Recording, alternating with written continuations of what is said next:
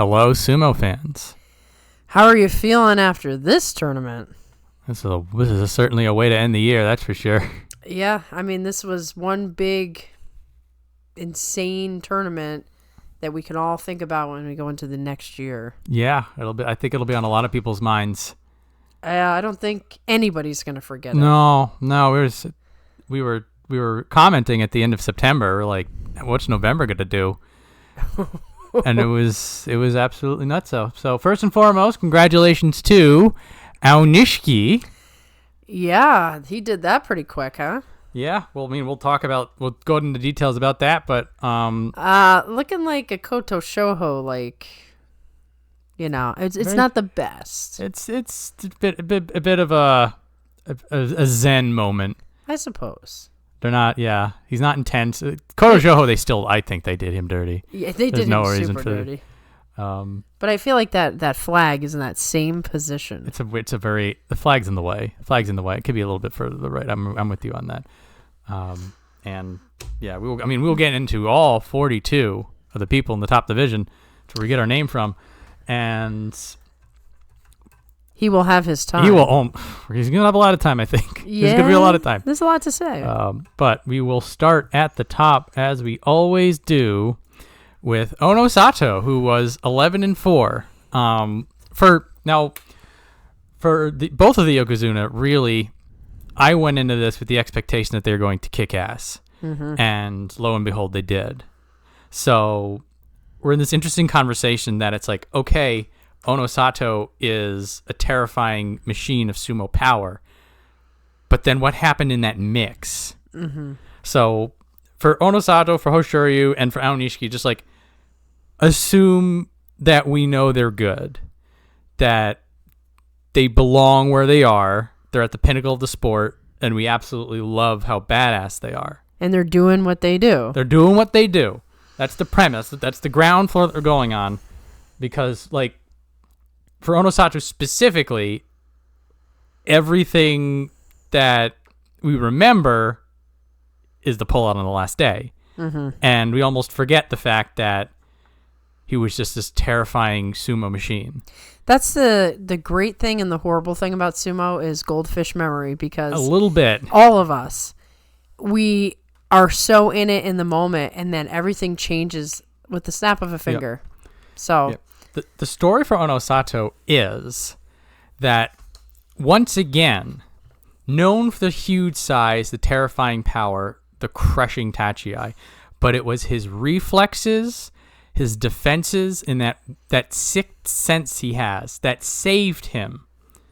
Even when there was a couple matches where it's like, oh, that's dicey, you still kind of felt like he was in control and that possibly this was his Yusho again. Could have been. So it was day one, Takayasu actually was getting the better of him. But it was Ono Sato's, it was his reflexes, it was his instincts that saved him, not his sumo. And that has been a consistent ace in this whole time. Right. He's not just a big man doing big man sumo. We have the Shishis and the Ichinojos of the world who were, big guys, but they're not getting up to Yokozuna level. There's more to it than that. Yeah. It was so I'll say the two losses in contention against Yoshino Fuji and Takanosho were the times where those reflexes weren't able to save him. Well, it's funny because week one, I was convinced in my head that he finally had turned the corner, where you and I have been talking for several months now that Ono Sato had little tiny tweaks to make, but at some point he was going to fix all of them and he was going to be so dominant no one could touch him. In the first week, I thought that's who we had. And I was starting to really believe that he had turned the corner and he was going to have perfection, maybe even a Zen show. And then it starts to fall apart. And that Takanosho match, it was literally the pinnacle of this tournament for him. Like, it showed you what was really going on, which I honestly think has a lot to do with London. I'm not trying to make excuses, but this was the X factor we had mentioned coming in. That the London tour was going to throw everyone off their game to a certain amount. Yep. That particularly the Yokozuna were going to when are they going to be able to train or do anything normal when they're on the media circus probably the entire time they were gone? And they're on this crazy time change that is not typical. The last time they went to overseas was what? I don't know, the 90s? Was it 20 years ago or something? This is not a typical thing. This is far beyond the typical. And Ono Sato is still young and fresh-faced. People forget he hasn't been in sumo that long. I think that was a lot to take on. He did a good job in the first week making us think that it was no problem, but it showed itself in that Takanosho match. Yeah. All props to Takanosho, by the way, who Noda-would him so hard, Ono Sato missed the ground with his foot. He just collapsed. It was the replay. I was confused what the hell had happened. I had to watch it over and over again. Takanosho, he pushes him up and then pushes him away. And then his foot goes to strike the ground and swishes through the air. And now I give that one Takanosho just as much. As Ono Sato losing. It was both. But Takanosho really had to hit him. And somebody like Tamawashi hit him with that same Nodowa, but Ono Sato's reflexes save him there. So, right. There's something. Takanosho had something there. He had something there. So ultimately we were denied our Senshiraku, which didn't feel good. But in the grand scheme of things, this wasn't Ono Sato's Yusho. No. So I'm not too bothered by it. I mean, he was, like you had said, he was 10-0. He kept it interesting 9-0, for most of the tournament. And he was a front runner. And then he sort of fell back in line, and then Kotozakura became an absolute monster. Oh, I can't wait to talk about him. But again, keep in mind, 11-4, and one of those days was an injury pullout. Mm-hmm. So really 11-3. Yeah. And looking good. Yeah, I don't think you can complain too much about him overall. It's funny, though, because it was right after the Takanosho match that I made a prediction that Ono Sato was going to pull out of this tournament. And a lot of people were like, what's wrong with you? There's no way. He just lost one match. The way that his lower body sort of collapsed after that, I'm like, I think he's tired. And then each match after that, you could see it. And then we had the infamous Awanishiki match where everybody was really flipping out that there was not a... couple of not mono-ies called. Yeah, that seemed to be a theme that going. Was a weird. It should have at least been called in the moment. I actually called that match on the Sunday Morning Sumo Show. In the moment, I thought Ono Sato won. Just based on the dead body roll. I just had seen it so many times. But people had zoomed in, saw that the top of his foot was touching. There was all kinds of issues. That could have all been resolved simply by calling a mono-e and then saying, this is why, A match this important, you just give it a look. Exactly. I'm kind of glad Awanishiki won the whole thing because now it's a moot point. It doesn't matter. But it was not a pure guess in the dark.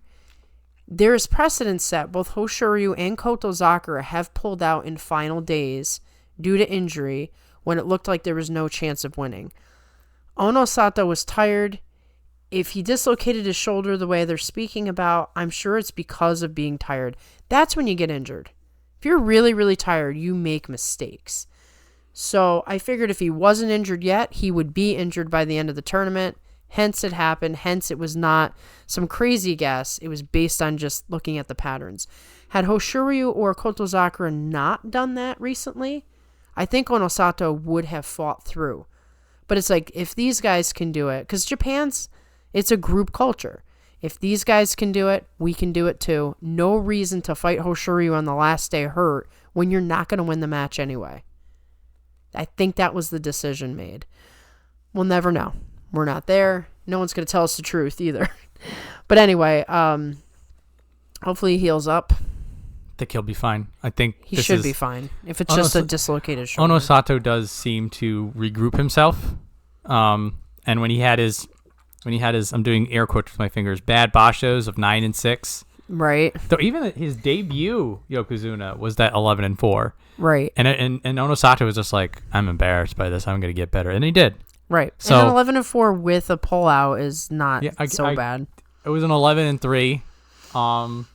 I would have given him a puncher's chance against Hoshoryu if his shoulder wasn't a mess. Yeah.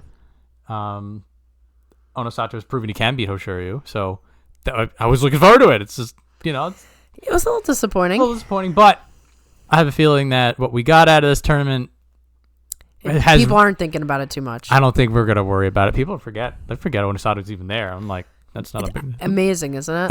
It's not a good call, guys. In fact, there were so many people talking about how amazing Onosato is, and now it's like Aonishiki wins and like, Onosato who? Yeah, that's kind of how it works, huh? They'll remember him again. He'll make They'll make him. I'll tell you that much. Okay, so next up, Hoshoryu 12-3 ties for the Yusho. And similar idea. Absolute brilliant sumo. I do not think there was any time he did boring sumo. The closest thing was on day 13 when he just has a longer than normal match against Kotozakura. But then the interesting part of that was seeing him pull himself out of it. Yeah, you could see it in real time. Because Hoshoryu is the part of the reason that he fights the way he does is to never be in that position. Yeah. Is to never be grappled and stuck and tar pitted. Because that's a hard position being the smaller guy. Like, the big guy is going to lean on you, and it's just...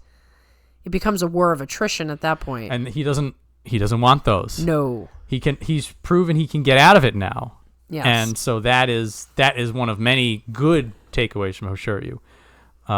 What I had fun with is that he ended up beating Kirishima, Wakataka Kage, and Ura at their own games, which is that genius level intellect.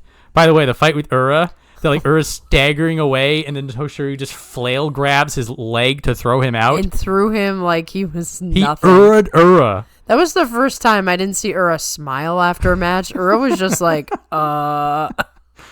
was beautiful. They also had... I had forgotten about this until I went back through my notes. When he was fighting Tamawashi, they broke away, and then there was that Hakuho-style stare down where Hoshoryu was just like, come at me, and Tamawashi didn't want to come at him. He was like, this is a trap. I was just like, oh man, that's the Yokozuna aura. And that's what he was trying to do. Like, I heard he got warnings for being too aggressive, extra pushes. I saw a lot of people in comment sections too, like, he's a bully, he's getting dogged every day, everywhere. He could fly, and people would just be like, I guess that's all right. Like, he just doesn't... He just will be criticized for everything he does. So he's got to try to pump himself up. He wanted to show that he was strong. He was Yokozuna type. He's not as big as Onosato. So he's trying to dominate his opponents, and then he gets criticized for it. So it's a little weird, the criticism. Yeah, it is. It is a combat sport. I mean, it's a combat sport. Like we have Terunofuji.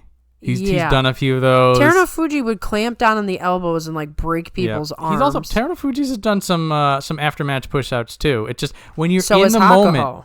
As Hako, so has Asashoryu, so has a lot of people. Who is Aoyama? I mean, just everybody. It is a type of person. I do think that he does bear some of the burden of being Asashoryu's nephew. A bit.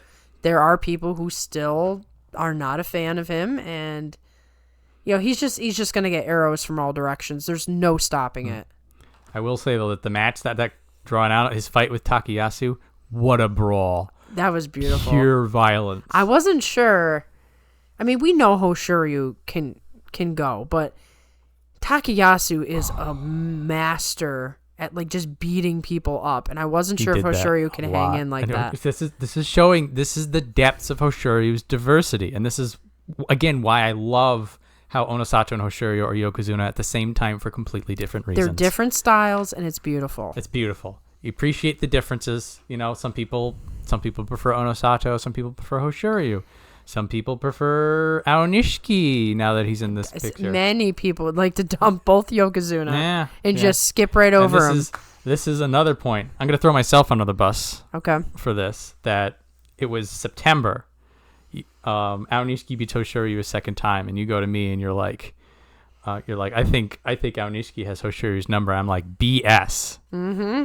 Like hell he doesn't. It's been 2 matches. This tells us nothing. And now... and then you sent me a message, I think it was Saturday. It's like, what do you think now? And I'm just like, I think he has his number. Some of it is guessing, but like the way he lost those 2 matches, I'm like, this isn't a good start. And now we see for sure we are not in a good place. So, bad news, good news. Bad news for Hoshoryu is that Aonishiki is basically beating him the same time 4 times now. The good news, let the rivalry begin. Yeah, I mean, Hoshoryu had, I think in the back of his mind, he's been worried about Aonishiki, but he didn't have to be worried about him because Aonishiki was he was lower down. Now he has to worry about him. Now he's going to have to plan for him. Now he costed a cup. Let me tell you. Oh boy, the cup he wanted. I had to deal with that slow walk. I can't tell you. Here's Maria's biased opinion for all of the new sumo fans we got at the end of the tournament. I love Hoshoryu. It pained me to watch him slowly get up, to slowly walk away, to have that face.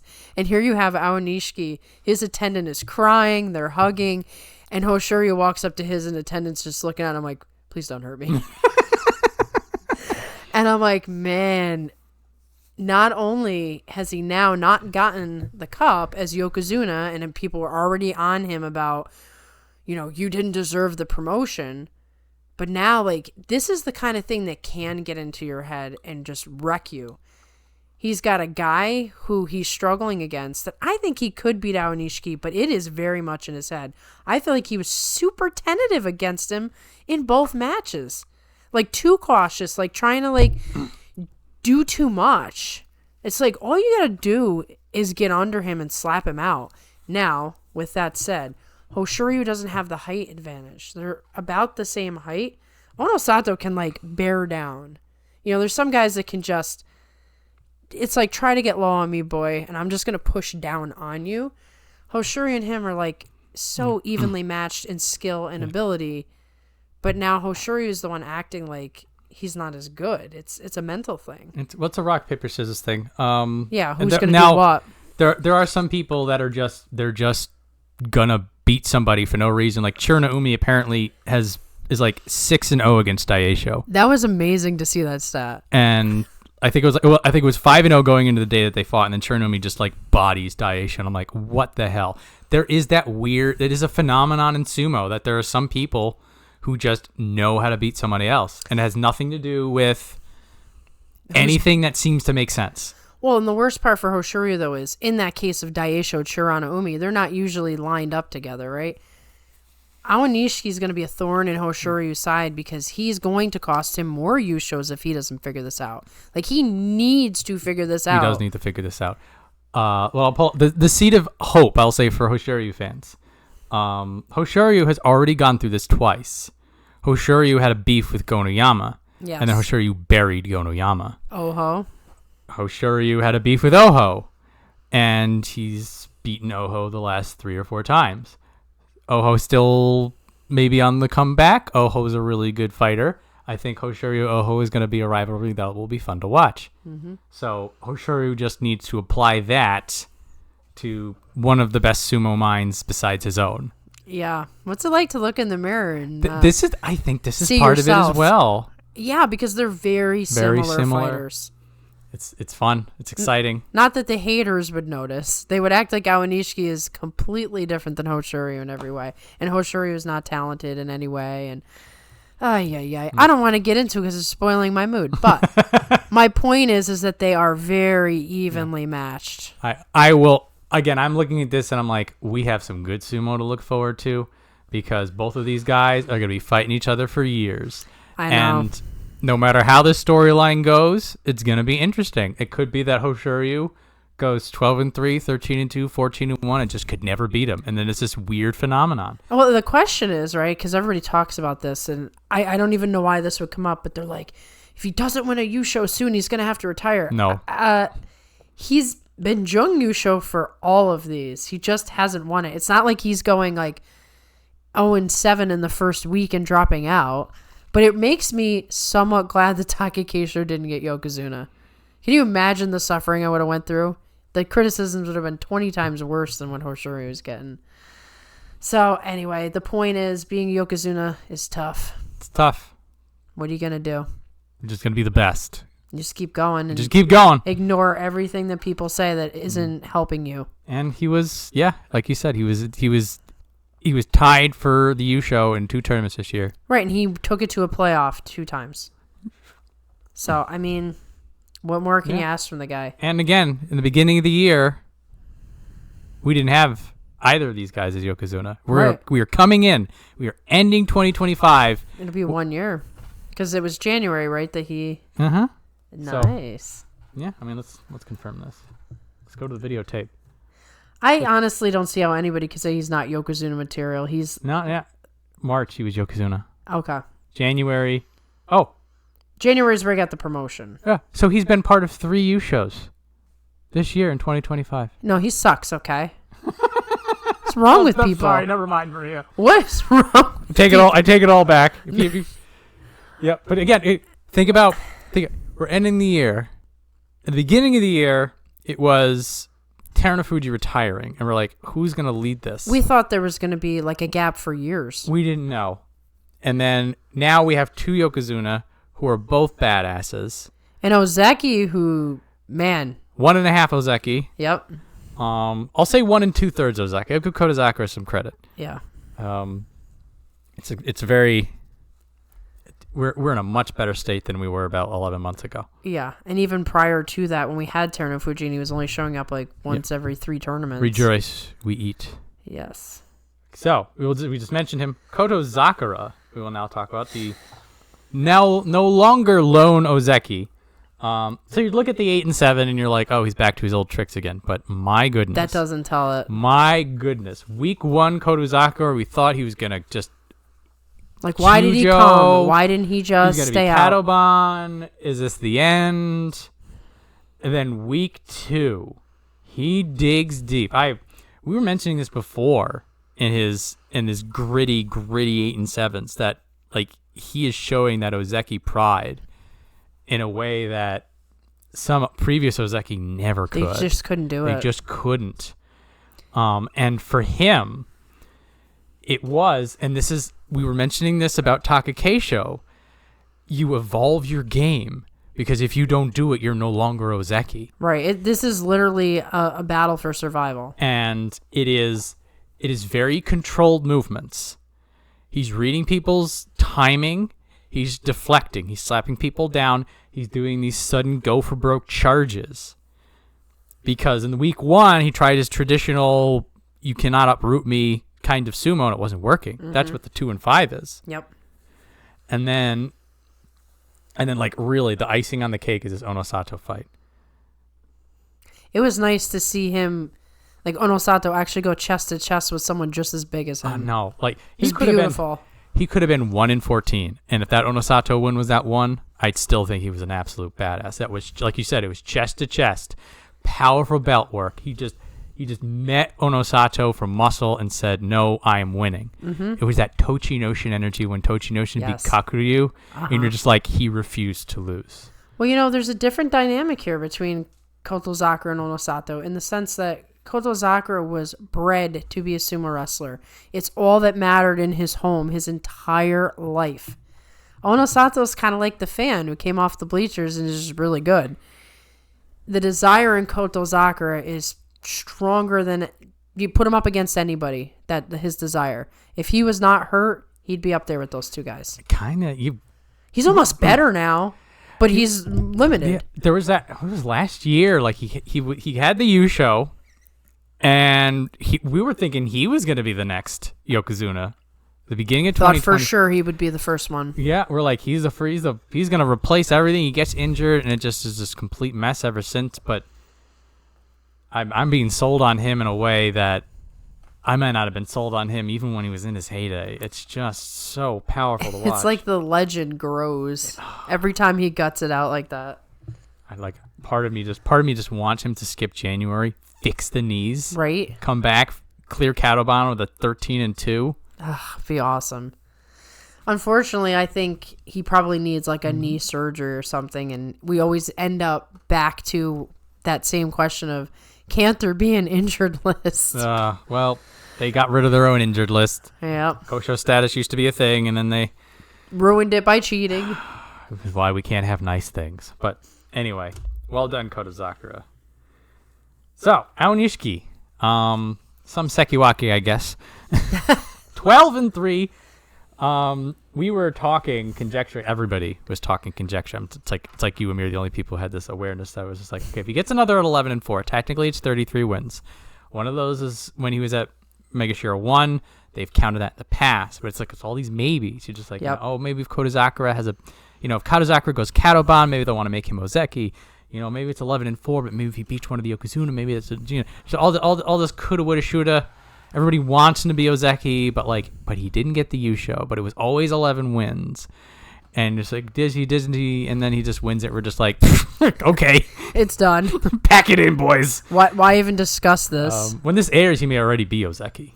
Yeah, it's going to air tomorrow morning, so they'll probably be showing him giving his Ozeki speech as this is playing. Yeah. I mean, now all the news stories are about him. Like, he needs to get that acceptance speech, those 4 kanji and stuff like that.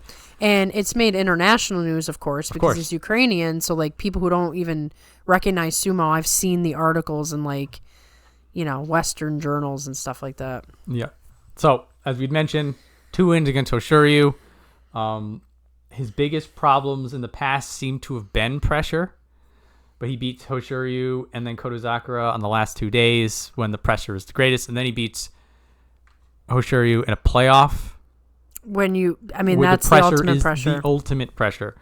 So that is an improvement. Also, wins specifically Wakamoto Haru and Takayasu and Oho. Those are all 3 people that have beaten him decisively before, and these were the kinds of things that, like when Takayasu beat him and when Oho beat him, we pointed at it and we're just like, this is how you beat Aonishiki. You do this to him, right?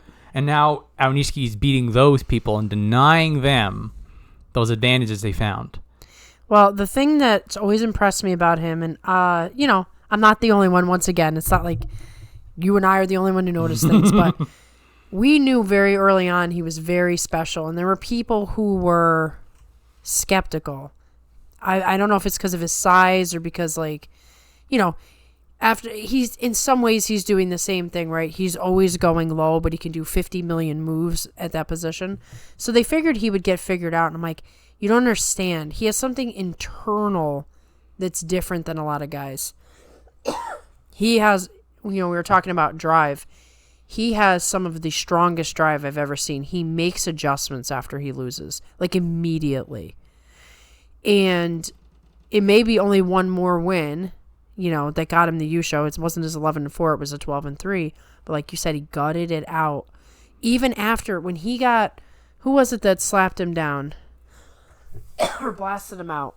Probably Yoshino Fuji. Yeah, so when that happened, okay, he could have fallen apart after that. That was kind of a devastating loss. Nope. Picked up right where he left off. Yeah, the wins against Hoshoryu and Kodazakura at the very end. Very impressive. He's now Ozeki, which is going to bring its own new pressure to him. I think he will be fine. And I think he'll be fine too, but I do think there will be some extra stress. Right? We've seen it. I mean, this is the real test. We've seen what happens when you become Ozeki. You got to do all the interviews and the parties and the parades. So now he's going to be in that position that the Yokozunas have been in. And he's got Yusho. So he's got Ozeki Yusho pressure at the same time. I do wonder, this is one of those, what would have happened if Wakamoto Haru doesn't Henka Hoshoryu? If Hoshoryu wins that match, Aonishiki doesn't get his foot in the door for this if Hoshoryu had won out. So, well, if Wakamoto Haru doesn't Henka Hoshoryu, then Wakataka Kage also doesn't Henka Aonishiki. Oh yeah, I forgot about that. There's a lot of Henkas. I don't know if we wanted to talk about them. We should talk about that. Yeah, I made a note. With Wakataka Kage. Henka talk if we feel like it. See how we feel about it. I feel like we'll finish up with Aonishiki because he deserves his own thing, and then I think we should talk about it. When we get to the Waka brothers. All right, yeah, perfect timing. Abi's falling out of favor, so we need new villains. Thank you, Waka brothers. Yes. Double team villain. Oh my goodness. But anyway. The real problem is that nobody Henka Onosato. That's the problem. Right? I mean, make it equal. Where's at least. Chiyoshoma? Oh, he's out of range. No, but I do believe in Awanishiki. I do think that he's one of those once in a lifetime talents because it isn't just the wrestling. Internally, there's just something different about him. Mentally, desire wise. I mean, Hoshiryu could pick up some pointers from him, quite frankly. As far as like consistency. Think about the consistency. The 11-4, 11-4, 11-4, 12-3. It's impressive. You can't deny it. It is now, we will see if the Ozeki pressure gets to him. It might, but that doesn't mean it will for long. It might be just, we'll see. Maybe it'll be a 10-5. Right. Or an Onosato 9-6. I know. You are not Ozeki worthy with a 9-6. Oh The fans will be screaming, he didn't deserve the promotion because who knows why. Wild. But we'll see if in January we will have 2 Ozeki and 2 Yokozuna. Which is so beautiful. Oh, I cannot wait. I love it. Nobody's cattle ban. No. Hopefully Kodozakura, well, you kind of said you hope Kodozakura sits out, so we might get a... Well, in January he won't be cattle banned. I want him to sit out January.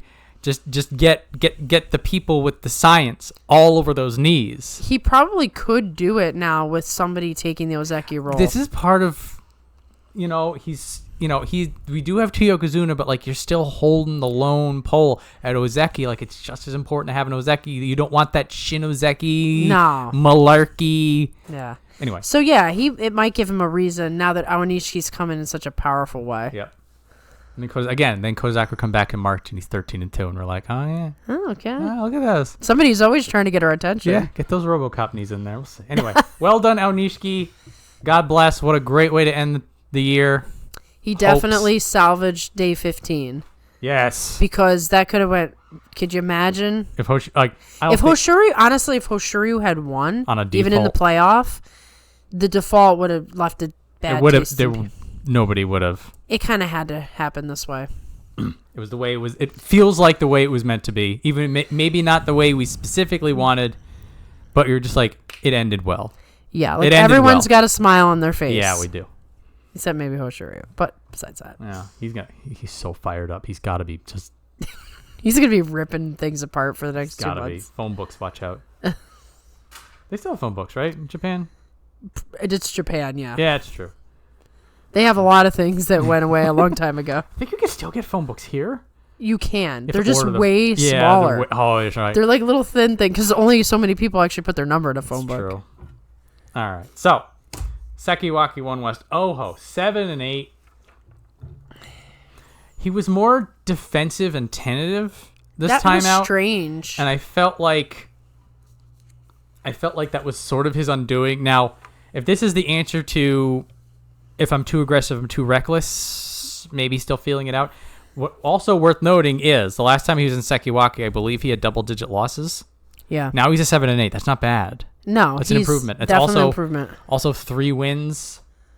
I mean, after the Makakoshi, he was 5-8. He was 4-8, and then he comes back to a 7-8. Is he gonna get Komusubi? Probably. Yeah. There's not a lot. There's nobody can take the spot. I don't think. Well, we're going to be down 2 Sanyaku slots already, with somebody going up and somebody going down. Oh yeah, that's true. And here's Kirishima, and here's Wakamoto Haru, and we have to go all the way down to Yoshino Fuji with a 9-6 at M5. Yeah. He's going to be able to stay in Sanyaku. He's going to be Komusubi. Takayasu's going to be Sekiwaki on an 8-7. Hilarious. And then he's making his comeback. And Kirishima and Wakamoto Haru are just going to cozy back up to their old ranks. Yeah. He'll be Komusubi, which part of me suspects is where he should have been this whole time. Sekiwaki too high, Megashira too low. Yeah, that's good to settle in there. Potentially. Yeah. So he had some great violence matches. Him and Tamawashi ran after it. Him and Aonishiki. This was an Aonishiki digging deep. Yeah. Because Oho was beating the stuffing out of him. Oho can really thrash when he wants to. And he had a lot of close matches. And again, the closer matches, the 7-8, like he's improving. Now with Oho, there is always going to be the get it together already. We know you can do better than this. It's that why you have your kid gloves on kind of a feeling. Yeah, it's tough because it's you're just waiting for the breakout and that we just have not seen. It's like we see like now and again, like he was in the playoff for the tournament at the beginning of the year, and we're like, okay, we know you can do this. And we wanted it to be like the next tournament. It's like, no, we're gonna wait, 3 tournaments. So, yeah, so it's close, but very close matches, and I do feel like he's dialing it in. I feel like this is an optimistic 7-8. He's gonna be in Sanyaku in January probably. Well, we won't know for sure until we make a horrible attempt at Guess the Banzuke. That'll be fun. This one's gonna be a little strange. It'll be a bit yeah. I don't know. At least we know where Awanishiki's going. The bottom is going to be a mess. But at least we know where Awanishiki's going. Yeah, we know. We are confident in 4.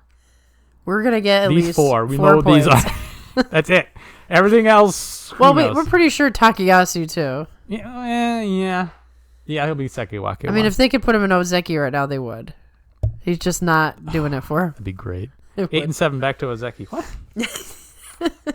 Forget the 33 wins. You're good. Rubber stamp it. 42 opinion says you're an Ozeki now. That's right. I'm fine with this. All right. So yeah, Oho still just a hair away from greatness. It feels sitting on it. Yeah. Yeah. But I feel better about this, but it's still not enough. Still not enough. But I'm looking at it, I'm just like, it's better. We're getting there. Still an improvement. So, Kamasubi, Takanosho, 5-10, but he made those 5 matter.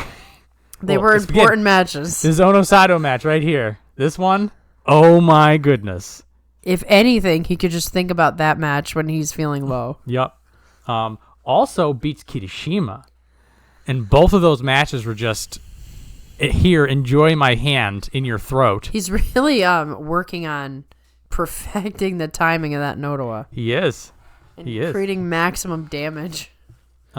He got Kotozakura moving back in his match. Kotozakura had a desperation slapdown and he just barely landed. Yes, that's right. So this is one of those, and there's a few matches like this with Takanosho that it was just like a half second off.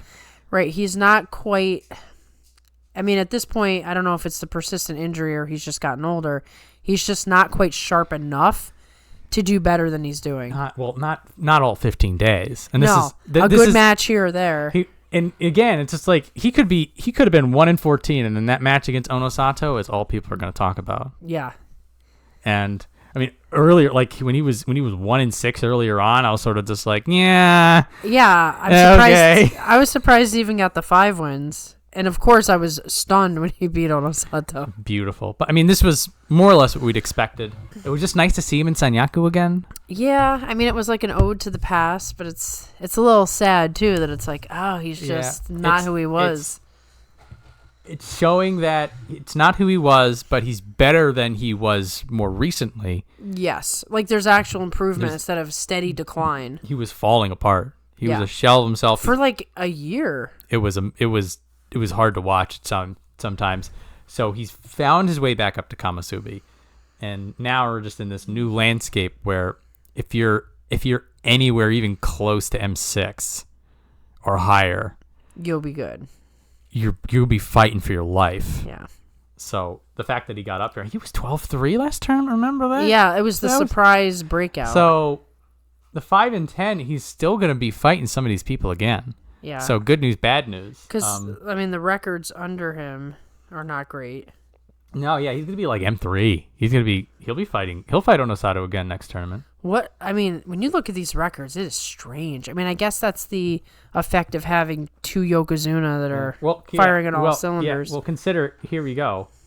We have 35 wins on 3 people. Right, and all of them had to fight the Yokozuna, the top guys. So I guess it makes perfect sense, actually. Yeah. When we talk about Oshoma, this is going to be a big note. But I mean, you can even see it there's just a lot of here's Hoshiryu. Okay, you're gonna lose to him. Here's Aonishiki. Okay, you're gonna lose to him. Yeah. Here's Kodazakura. Probably gonna lose to him. Almost didn't. This is gonna be a bad news for these guys without Nishiki up at Ozeki. Like the 1 through 5 are just gonna get beat up all the time. It's already happening. Yeah. We're already in this spot that. I mean, look at 4-11, 4-11, 7-8, 4-11. Yeah. Where all those losses go, it's right. Somebody's got to take them. Somebody's got to take them, and if you've got too many people high up with double-digit wins, you're gonna have people with double-digit losses to balance it out. Yep. So that's what happened to Takanosho this time. Yeah, I mean, he had a lot of tough matches to fight. A lot of tough matches, but he made people dig deep. Some of these losses were pretty close. Yeah. In that context. And not so bad. Not so bad. An impressive performance, some might say. Just not a winning performance, which unfortunately is how we do the Banzuke. So yeah, we'll see how far he drops. See how far it is. So speaking of winning victories, Takayasu 8-7 with these guys up here. With these guys beating Yoshino Fuji on the last day of all people. Apparently Yoshino Fuji has had a bit more of an injury on the last few days, okay. Still for Takayasu to fight the fade like that.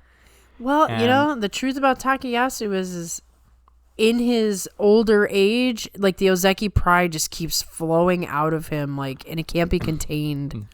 So this is something that the Ozeki pride, also a shift to more aggressive Oshi was something that came out this tournament. Now he's always had it. But he didn't always use it. But he used it a lot more, and what he would do is he would stagger people by slapping them silly, and then he would go in for a grapple or a belt during the chaos and the scramble if the Oshi wasn't getting them out immediately. Now he's like, why would I stop? Yep. Let me just blast this guy out. So Kodazakura and Wakamoto Haru in particular, people who are pretty stoic on defenses. I think Wakamoto Haru, basically, he just slapped the hell out of him. Wakamoto Haru could not get inside. No. And then Wakamoto Haru, when he was upright, that's when Takayasu got him out. Mm-hmm. And so...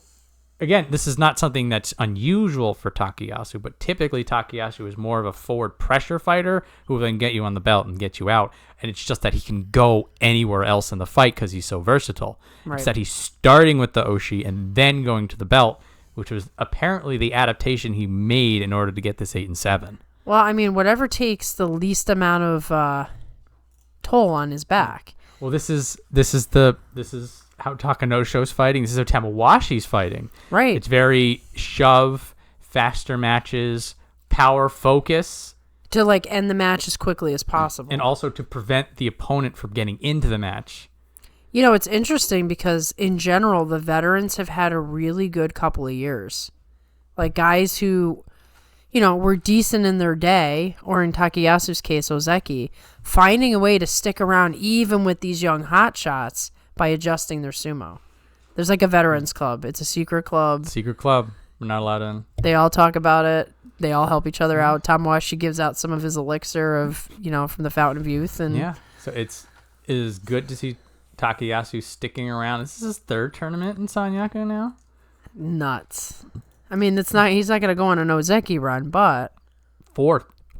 He was in May. Crazy. That's right, because May was when he got the 6-9 and they left him in. They are desperately trying to help him out. This is now somebody who is a Kamasubi mainstay. Insane. After all he's been through. A couple years ago, maybe it wasn't even last year, we were talking about like weekend Takayasu. I know. Yeah, we're just like, no, just go Kyujo out for a few days to rest your back, and then come back in week 2, and you'll just get the Kachikoshi anyway. Like that was the bit we had. Because he just couldn't fight for 15 days consecutively. Right. And now he's just doing it and winning anyway. Even with all the guys up top that are beating everybody else. I think he's definitely got, at least in the back of his mind, I'll show them. I fought in the days of Hakuho. There's a few of the veterans that are like that. Right. They're like, please, don't try to tell me you're better than me. I have a lot of experience. When we talk about Shodai and Mitakeumi in particular, they get fired up for the new people more than not. Dude, they want to punish those young people. So for Takayasu, he's looking around him and just like, you think you're all hot shots. That's what I mean. He went at Hoshoryu hard. He did. He was. There was no like, oh, there's the Yokozuna. This was a little bit like, yeah, okay, you want to be Yokozuna, kid? Let me show you. Over my dead body. And then Hoshoryu, in kind with that extra shove that he got in trouble for. That's how fired up. I mean, that's... But that's the thing, right? I mean... This, too, is sumo. It's passion. It's passion. These are people who are so dialed in. I'm sure, after the fact, unless they hate each other. I like to believe they all like each other. I bet after the fact, Takayasu's, fine with it. Now, if he got hurt, that would be different. Isn't Takayasu, no, it's Onosato who Takayasu's the sword bearer for, right? Yeah, it's Onosato. I'm pretty sure it's Onosato, anyway. Has he done both? I don't know. I feel like Hoshoryu changes people, so I don't... Yeah, well, they have to... when you don't have two people from your stable, you have to sort of borrow people. Oh, that's true. So... And then, this is definitely the case with Hoshoryu and Hirodaumi. Yes. Is that on matches where Hoshoryu has to fight Hirodaumi can't be the dew sweeper, he can't be the sword bearer, so you have to go get somebody else. So he's always got... So he had Ura one time, and Ura wasn't expecting it. And he just had to run out there. He had to run out, and then when Hoshoryu fights Ura, he can't be the dew sweeper for.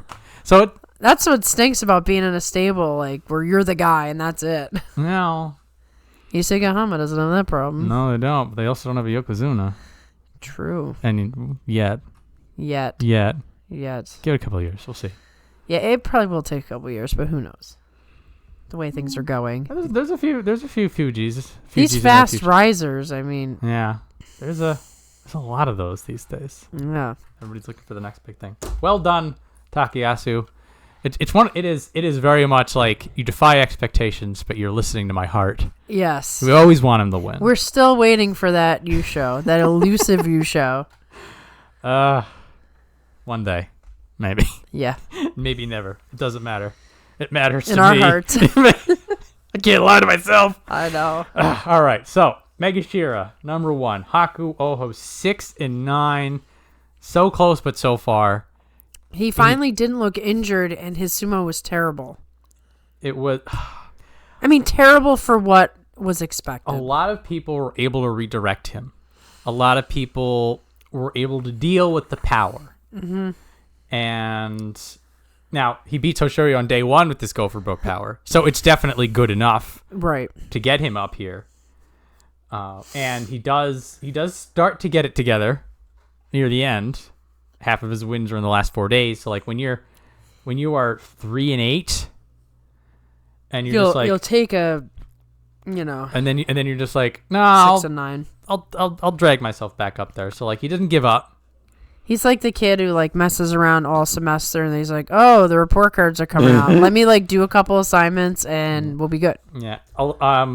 Definitely a setback when he fought so hard to get up here, and they didn't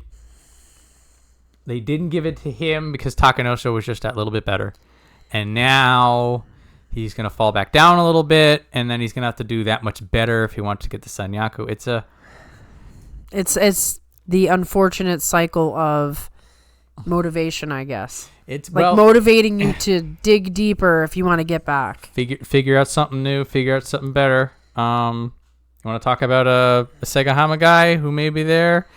I don't know if 2 years will get him there, but he's the highest rank Segahama guy on this list. It's so tough because, he was looking really great in his debut. Obviously, Hakuho thought a lot of him. I don't know if that name change was a good idea. Might have, jinxed him, but I miss the OCI days. Anyway, injury woes have plagued him, but like I said, this tournament he didn't look injured. So you have to ask yourself, who is the true, a purely uninjured Hakuoho? What is his true ability? We've seen a little bit of everything. He also has the issue that old Ichiyamamoto and old Koto Shoho have, and that he's just scraping it.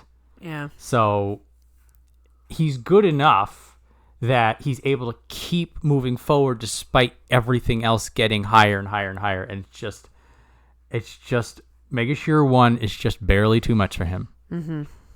Or just November was just too intense. There was a lot going on. Yeah. So And he had to face all those guys. Like, on one hand, he needed that 8 and 7 if he wanted to get to Sanyaku, and he clearly didn't get it. On the other hand, I mean, he beat the Yokozuna on day 1, so it's something. Actually, let's see here. So he beats one Sanyaku. He beats only the one. Never mind.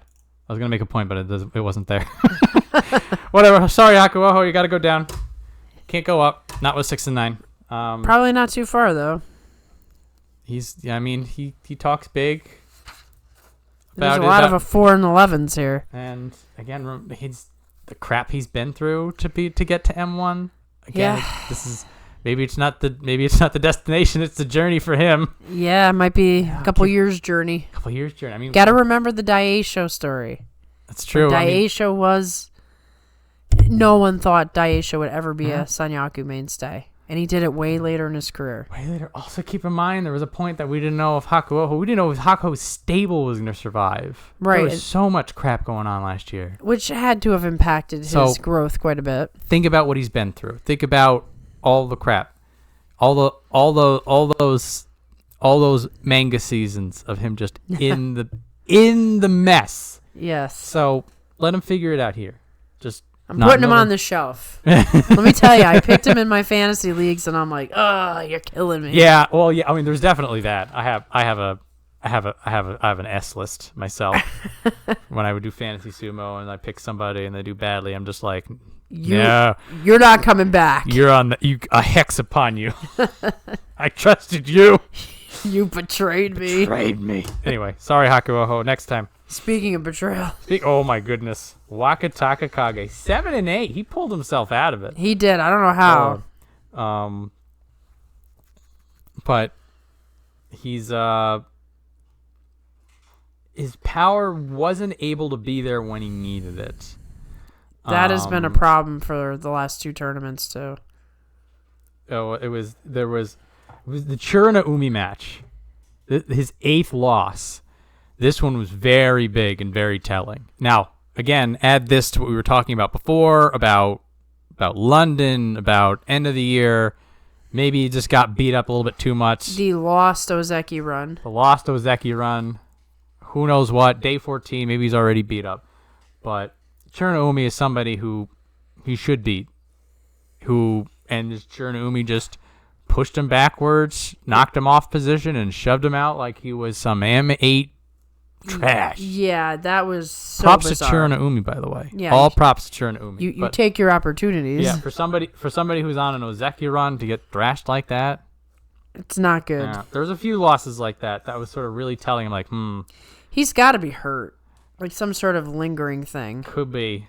Yeah. Now, he did with the 7 and 8.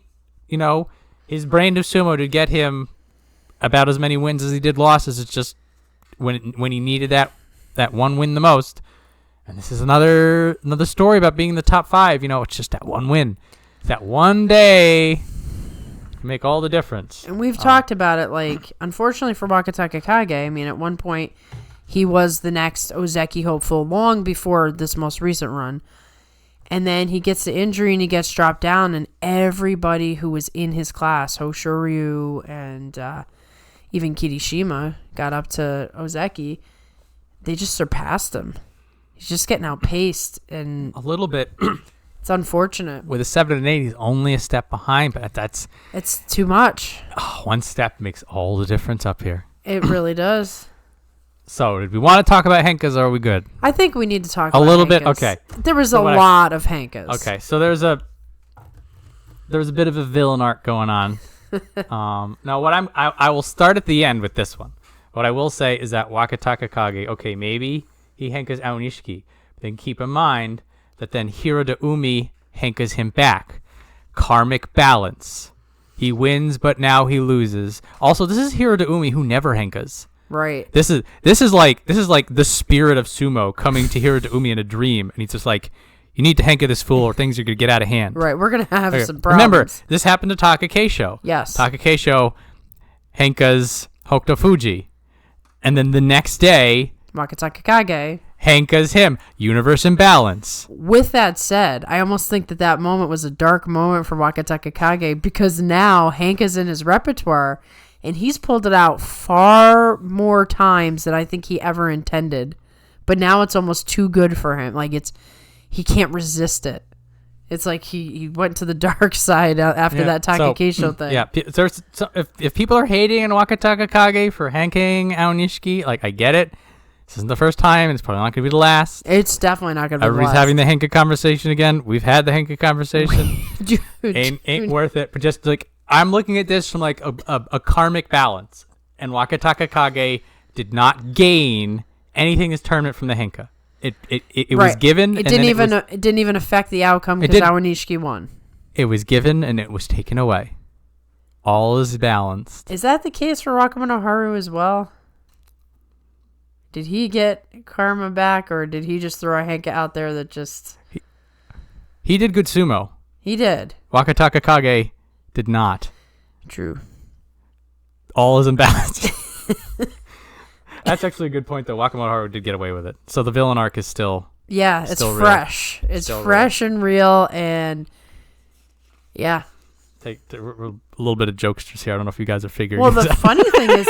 I'm pretty sure that Wakamoto Haru is a very liked wrestler behind the scenes. Like, he's always involved in all the craziness that's going on the tours. So, I don't know. I mean, Hoshoryu and him, there's been videos of them, like, messing around. So, it's all under the bridge. They don't.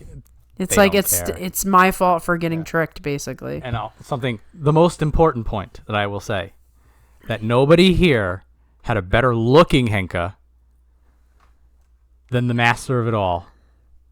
He taught these youngins how to do it. This Henka, where is he? Osho Umi, the best Henka in November tournament, goes to Chiyoshoma. Was there ever a doubt? No. And in fact, no doubt. Chiyoshoma perfectly executed the flying Henka, several years ago, that only a few are that elite at the Henka. So, all you people, come back to me when it looks as good as his. Listen, I think there was a secret meeting between Abi. Abi's like, look, I don't have it in me this tournament. So true. You guys got to step in. Passing of the torch. And we know that the whole social media ban came because of Abi and Wakamoto Haru's hijinks. That was a them together thing. They got together. They put hoods on. Yeah. So there's a single candle lit in the center of the room, and Abi's just like, hear me out. Look, my elbows are gone. I can't do even Oshi Henka anymore. Anybody. I can't Henka. He tried and failed multiple times this tournament. It was sad. And then Wakamoto Haru was just like, I have you, my friend, and I'll do you one better. I'll convince my brother. and thus, November was born. It's all been figured out. I knew Abi was behind this. I knew it. I love you, Abi. So anyway, Wakataka Kage, slightly more seriously, he's going to need to... He needs a lot of help. I think he can get back into Sanyaku. It's just that... Everybody's just better than him. It's unfortunate. Well, what's interesting now is that Wakamoto Haru is not going to be higher ranked. And there's that brother dynamic. Like when Koto Shoho was win the U show, he's just like, I didn't want my brother to surpass me. Right, exactly. So maybe that's why Koto Zakura actually has been a beast ever since when they made him ride in the car. Dude, we joked about that, but man, hell if that ain't true. Koto Zakura's like, I am never going to be in this position again. I'm not holding no banners no more. Nope, I'm walking home. So, yeah, Wakamoto Haru is no top dog in that stable, or he will be when the Banzuki comes out on Christmas Day. Isn't that nice? It's nice. Like that. So, anyway, something to think about for him. Where were we? Kirishima. Oh, boy. Kirishima's back. This was a silent 11-4 though, because everyone was so focused. Because he got his 4 losses in the first week. Right, and everybody was so focused on the playoff picture because they were tied. That it's like, here's Kirishima just like, wait, don't forget about me. Yeah. So here's what's good and what's even better. Kirishima winning on power. Oshi pushing people. So not only is he now fighting in a new, like something that's not just his own bread and butter, and getting into some violence, like him and Takayasu, him and Oho, brawls. You don't really associate Kirishima with brawls. Never. These were some good old fights. And his only losses, by the way, let's see here. Aonishiki, okay. Hoshoryu, okay. Onozato, okay. Takanosho, well done, Takanosho. Yeah. So, the people who ended up fighting for the Yusho, and then Takanosho on a good day, and that's it. You think about it for a second here. If Takanosho was like involved in that respect, here's another 12-3. We'd have a 4-way tie. There's another 12-3. So Kirishima looking really damn good. Now, again, I do remain optimistic for Wakataka Kage. I think he can pull himself back out, but then you look at Kirishima. That is how pulling yourself back out looks like. Right, and he's not doing that yet. He's not doing that. Kirishima wants back at Ozeki, but it is a long, hard road. It's a long, hard road. Now, 11 wins at Megashare 2. Yeah, dicey. Dicey, but possible. Yeah. Dicey, but possible. And again, it's the fact that he did pushing, the Oshi Sumo, which is not his brand, also, confidence in the neck. Yep. So, like, it's like, not only did he fight well, but, like, the way he fought was very, very promising. I'd like to see more of this. I would love to see more of this. This Kirishima is going to be on the top of my I want to see you in January list. Well, the interesting thing is if he just takes one more off of, like, just take one from Aonishiki or one of the Yokozuna, and then imagine he's in the Yusho conversation. And not only that, he replaces somebody in the Yusho conversation. Yeah. He's got the ability to do it. He got the ability. I think all three of them they beat him. They did. That's the problem he has. This is the long-term problem from him, is that if he wants to get to Ozeki, he needs to beat Ozeki. Right, and he came up in that class with Hoshoryu. It was Kirishima, Hoshoryu fighting to get to Ozeki, and now he's been surpassed. Now it's this is what sucks about being Ozeki. It's just like you look at this, you're like 11-4. He's looking good. Everything's fine here. It's just like do it again, and then do it again, and then do it again, and then do it. What you didn't Yusho? I'm sorry. Do it again. Right, but then if you do make Ozeki, it's like okay, and now you have to win 2 Yusho in a row to get to the next spot, or you go in the Catabon Carousel. Catabon Carousel. So, lots of pain and suffering in his future, but there's a future. At least for now. You see the future for him. Exactly. You're like, yes, I want this. Be happy for now. I'm happy for him for now. I'm again like I mean everybody's gonna want to see Onishiki Ozeki, like of course. Shin Ozeki. Everybody's paying attention, but Kirishima is gonna be on top of my list of other people to pay attention to. I mean, somebody else will eventually ascend to the rank. Yeah, we'll see. I'm looking forward to it. I may be disappointed and horribly heartbroken in January, but we'll see. It happens. January's gonna be wild. There's gonna be a lot of explosive action. Yeah. Wakamoto Haru and Megashare 2 West 8 and 7. So the thing might have been our notes for him coming up. Was he lower and then he did better? Am I remembering this correctly? No. Yes. This Megashare 4. When he was doing this, he was combining that strong Waka textbook defensive sumo with speed and aggression. And we're like, if he can keep doing this, he'll be back in Sanyaku. Yep. And he kept doing it. And he also Henked Hoshoryu. But we were just over that, so not going to go into it again. Big matches for him was... This is Wakataka Kage. It's the wrong brother. Yoshino Fuji, this one. So Yoshino Fuji was doing that thing with his drive that he'd get you out, and there's nothing you can do about it. Wakamoto Haru did something about it. That legendary ring edge hold came through for him when it mattered most.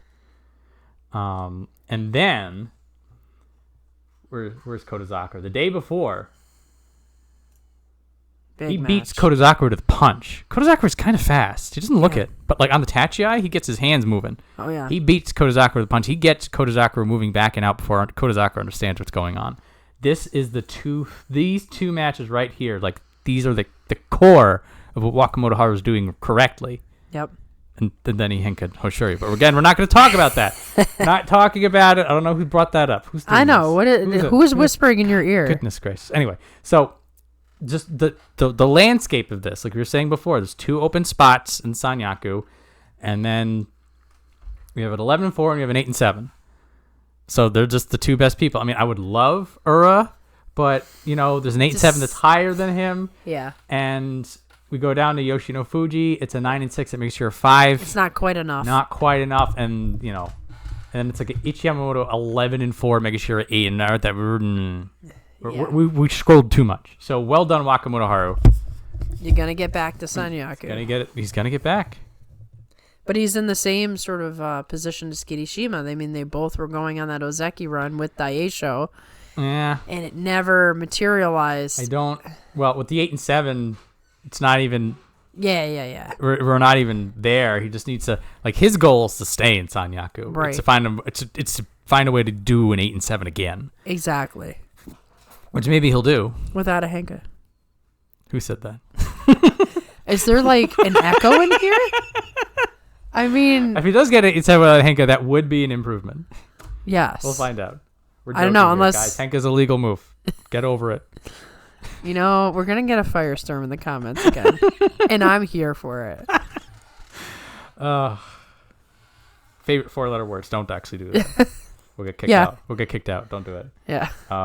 So. Unless the 4-letter word is nice. Nice. That is a 4-letter word I will allow. Type nice in chat. Yeah, comment nice when you're upset. Nice. All right. So, Hirada Umi, 4-11.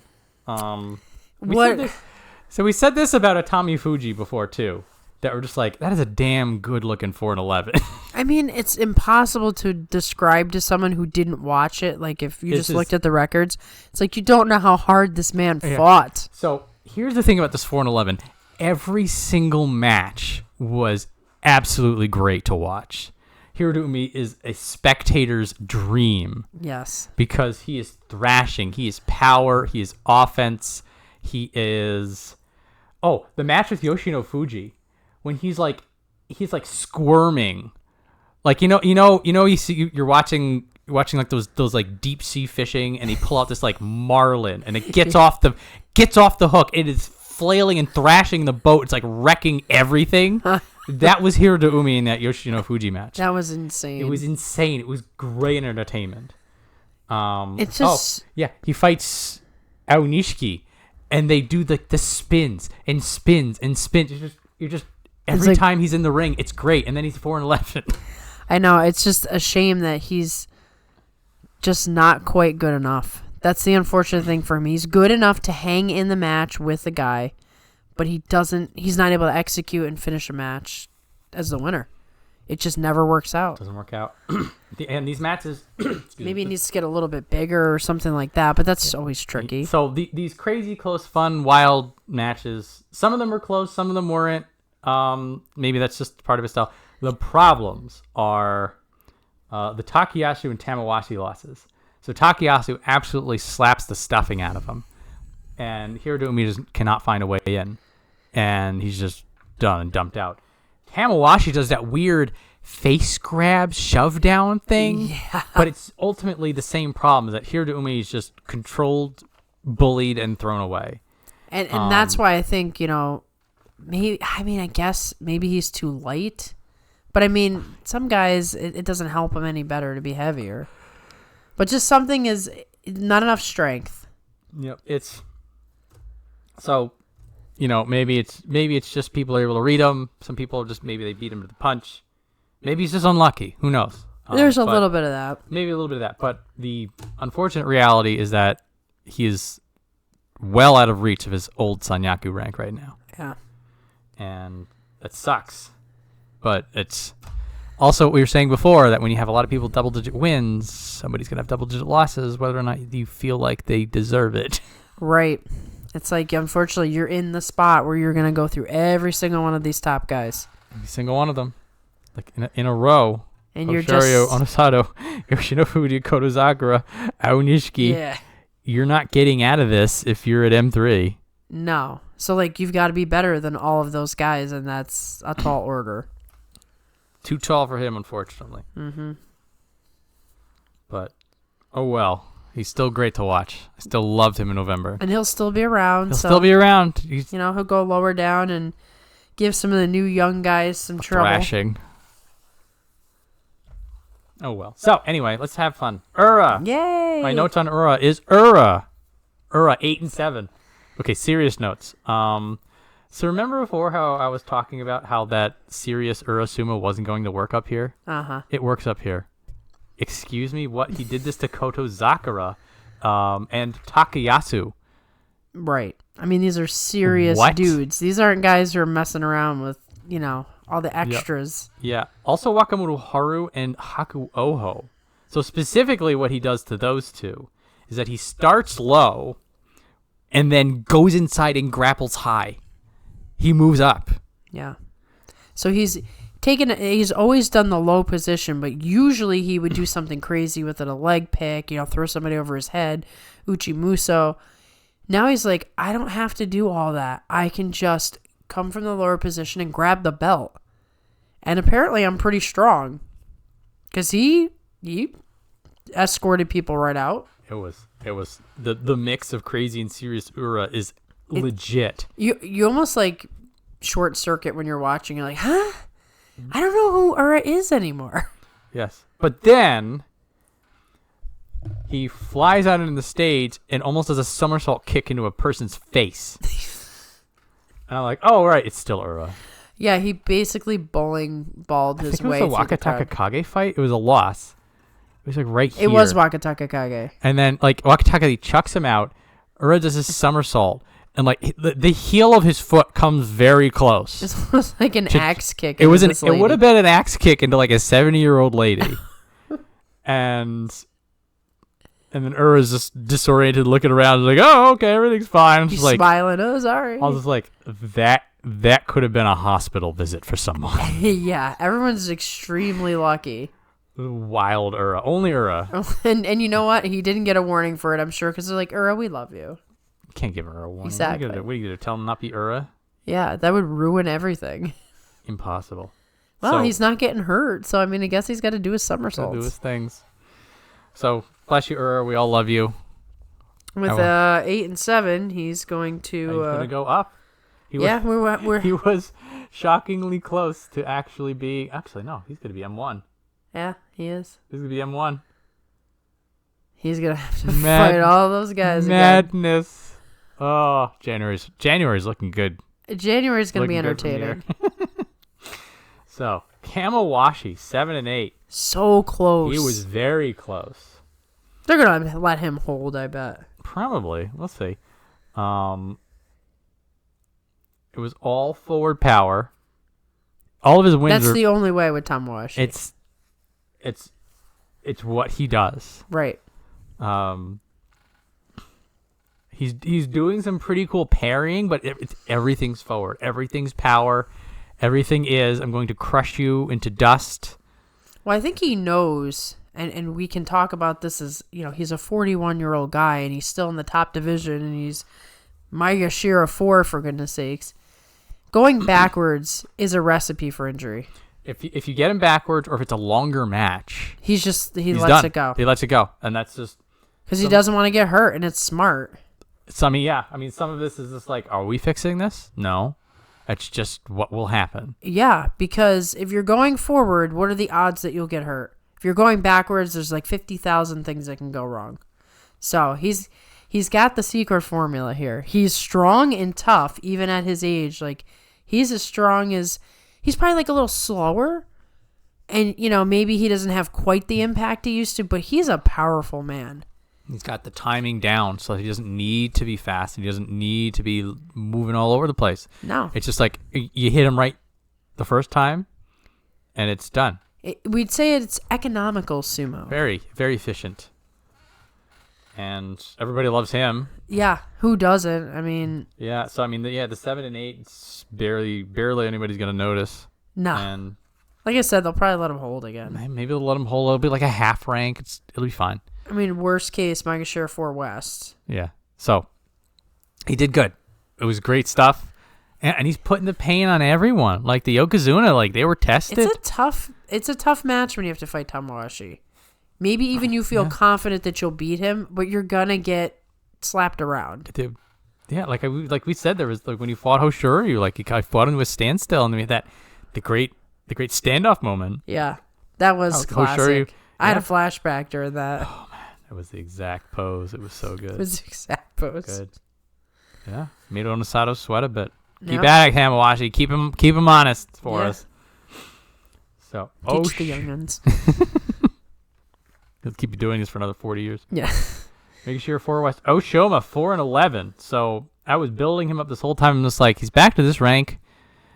You know, it's been a year. He's done a lot of good stuff. So the problem for Oshoma is that everybody else has also been working on this for a year. Yeah, and they're a little bit faster at it than you are. So we were talking about this with Hiro Umi and a lot of the other matches, but this is the problem for Oshoma. Here's Onosato. Here's Hoshoryu. Here's Kodazakura. Here's Aonishiki. Here's Oho. Here's Takanosho. I didn't even fight Takayasu. So he loses. It could have been worse. He loses against the Sanyaku and the Ozeki and the Yokozuna. Right. This is the telltale, this is the story for some guys. So if he wants to move forward, he's got to beat everyone else. Yeah, you can't lose a single match. You cannot lose a single match. And unfortunately, here's Yoshino Fuji. Here's Haku Oho. Here's Wakataka Kage. Yeah. He could have salvaged the tournament if he just it's like beat who he's supposed to beat. So you're looking at Oshoma, you're just like, man, you don't have any easy matches up here. This is a different 4-11, I would say. So this time last year, he came up here and he was out of his depth. And the fact that he got a 4-11 was more impressive. But now we're looking at this and we're just like, well, everyone up here is absolutely terrible at giving anybody a break. Nobody gets a break up here. Right. And people were also like, he was having some issues on pressure. There felt like there was some nerves. Also, a lot more people were able to uproot him. A lot of Oshoma's wins comes when he's able to keep people at arm's length. Yep. And people were inside. They disrupted it. People were up. People were pushing him away. And I mean, they know the game plan. I know. And he just didn't make the adjustment to stop it from happening. So he's been working well on offense, and that's what got him back up here. And that's a lot of the stuff I was paying attention to. Now we're finding out maybe he needs to work on defense. Yeah, the defense was not there for him. Because he couldn't even get his offense going. But when he did get it going, I think the Onokatsu match, that was a big, long stagger match. Like Onokatsu, like he had his base and everything, and Oshoma just worked through it. I'm just like, okay, that's the guy who got up here. It's unfortunate that like his very next match was Hoshoryu. It's like he could have went on a little bit of a tear if he had, equal opponents. He was M6 even. Hopefully this was a good experience for him in terms of like feeling the pressure of the top guys. Like, okay, these are the things I need to do. Yeah, it's also sort of showing, like we look at here to Umi's 4-11, and it's like he's in a lot of these matches. A lot of these matches are exciting. A lot of these matches, like just a little, Kodazakura doesn't quite get under him. Aonishiki, if he finds a way to spin like a gyroscope and stay on his feet, it's like, okay, maybe here to Umi has an outside chance. There's a couple of these matches Oshoma was in, there was no chance. Yeah, you're like, why are you here, dude? It was a little upsetting for an Oshoma fan to be like, oh man, he just got thrashed. Yeah, this was not his day, his week. So now he did get knocked down, and he did bring himself back up, and that's the win on the final day. You get the win on the final day. I do like seeing that against Hiro to Umi. We were just mentioning. So for somebody like Oshoma, I think it's just one of those things that like eventually you just don't get slapped back down again. Right. And then you've made it. And that's the whole journey right there. So better luck next time, Oshoma. Yeah, if he starts becoming more stoic, like, yeah, if you can't move him, you're gonna have problems. But people can move him now, so there's no problem. No problem right now. So the sleeper hit. What a surprise. And Yoshino Fuji. We were all hanging on him. Like, we were hanging on him. What was it, 2 tournaments ago? And then no. Now I'm getting them mixed up, I think. No, well, we were also really like, where's Kusano? I think it was Fuji no Kawa that we were all. Fuji no Kawa, Tommy Fuji were ragging on him probably. So yeah, he's coming up. Like 8-7 at. I guess you're 6. You're like, okay, maybe you found his ceiling. He didn't look as good. He wasn't as hot stuff as he was before. No, actually, no. Go back to that. So it is what I'm remembering. So he gets the is that 11-4 the tournament before. So then the next tournament, he sort of like came back down to reality. So it wasn't that it was like, oh, he's not that great. It's just, oh, this is really, like you said, this is his ceiling. This is really more where he's at. And then just, it was a great first week for the small guys. I'll put it that way. But he continued on. Yeah. So he was, the big thing is that he was imposing his will, and then he was also rebuilding if people got the better. So yeah, he had Shodai and Churna Umi. Both of these guys had him moving back off the Tachiai, and he dug in deep. He held, and then he reversed. And then when he reversed, it was on his terms, and that other person did not have the opportunity to get back into that match after that. And they weren't expecting that. And then the other matches that he had, like Onosato and Aonishiki, he just moved the other person out of the ring. Those were shocking. It's like when you see him about to fight those guys, you're not thinking he's even going to be in the matches. It's like, okay, now he's got to fight the big boys, and it's like to blast Aonishiki out the way he did. I mean, it made a huge difference in this tournament. Statement. It was a statement. He showed everybody what you're supposed to do. And it's very rare that you see Aonishiki unprepared for somebody. Staggered, thrown into the stands. It was like, look at the potential here. Yeah. And so he goes up against Toki Hayate, another hot shot. And Toki Hayate was giving it his all, his A game, his best. And Yoshino Fuji still gets the better of him. Very good looking. Now, we had mentioned he had his injury that kept him out of London. Yeah. How much of this is being, better rested than everyone else? True. We hadn't even really considered that factor because most guys went, but there were a few guys, and there's another guy we can, So, this is going to be, it is one of those things, and now everybody's going to be paying attention to him because he beat some of the big guys, and so you can tell that Onosato and Aonishiki are not going to take this line down. Well, he came in, in his debut, fired up, ready to show, because he won the Juryo Yusho back-to-back, right? Yes. So he had already shown that he was, the next great thing. And he's watching, I forgot to bring this point up earlier. In the early part of the tournament, you see Aonishiki, Hoshoryu, and Onosato all fighting like they're inspired by each other. Like almost like they're watching each other's match and like, I gotta be better. He was kind of on the outside looking in and just determined to show like, no, I belong up there too. And he's not quite there yet, but boy, he's got all the makings of joining that pool. In January, he's going to have his opportunity. Yeah. Because he's gonna be high up there. He's gonna be fighting everybody who's everybody. That'll be the real test of who are you. So it's gonna be a real bad time for him because if he did have a bit of an advantage from the London thing, that's now gone. Yep. That's a good point. This could be a one tournament only. And now he's gonna have a target on his back.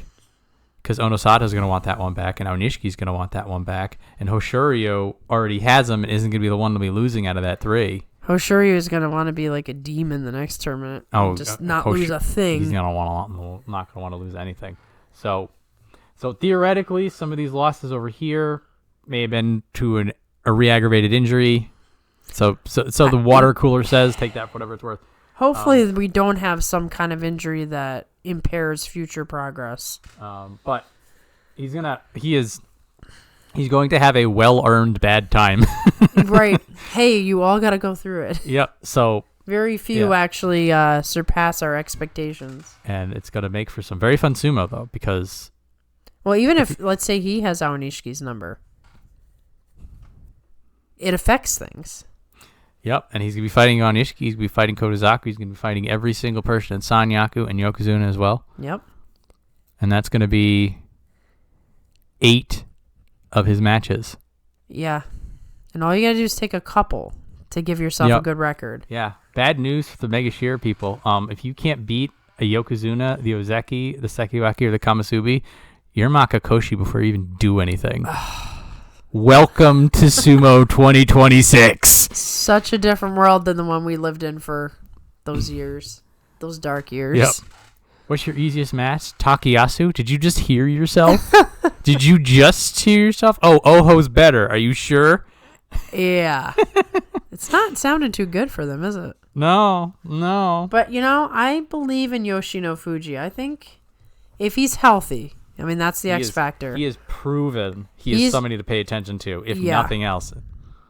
And he was already there, like I said. He was already kind of there when he won the 2 Juryo Yusho and then came in 11-4.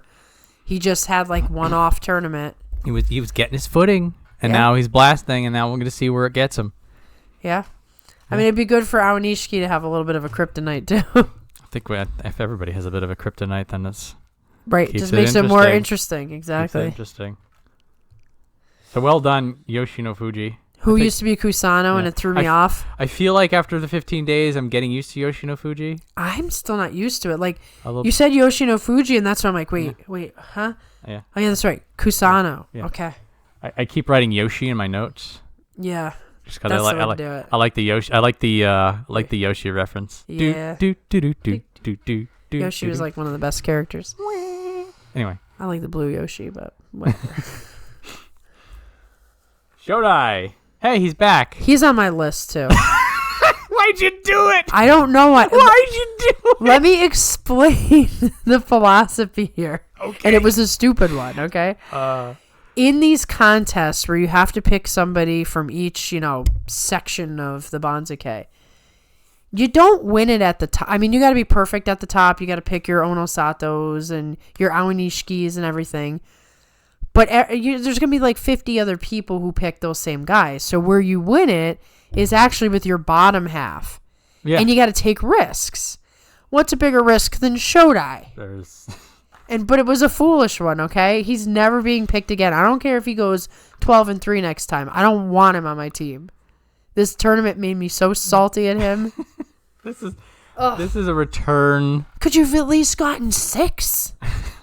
I was actually doing pretty good until he tanked my team. Oh, these last 5 matches right here weren't doing you anything. I literally just went, ugh. Every time I saw him, so frustrated. You were never getting faith from me again.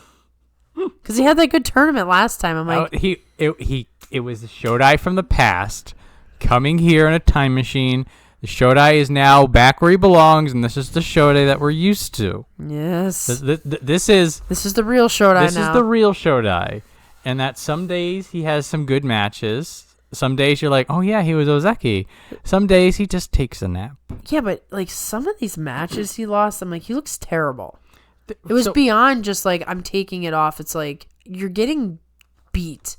There was, towards that point, there were a few matches where it looked like his drive wasn't strong enough, which is not a typical Shodai problem. If he gets his drive going, then it's just, oh, he's back. Yeah, it's Shodai again. He looked like the shell of the old Shodai. It was Midori Fuji in particular. Now Midori Fuji, God bless him, he will hold a mountain up if it means he's going to win a match. Yeah. But he held in a way that Shodai normally would be able to deal with. Something was definitely wrong with Shodai. So I don't know if he was maybe he just misses London. I don't know. I'm just gonna keep making that bet. But well, I mean, London is still a factor. Still a factor.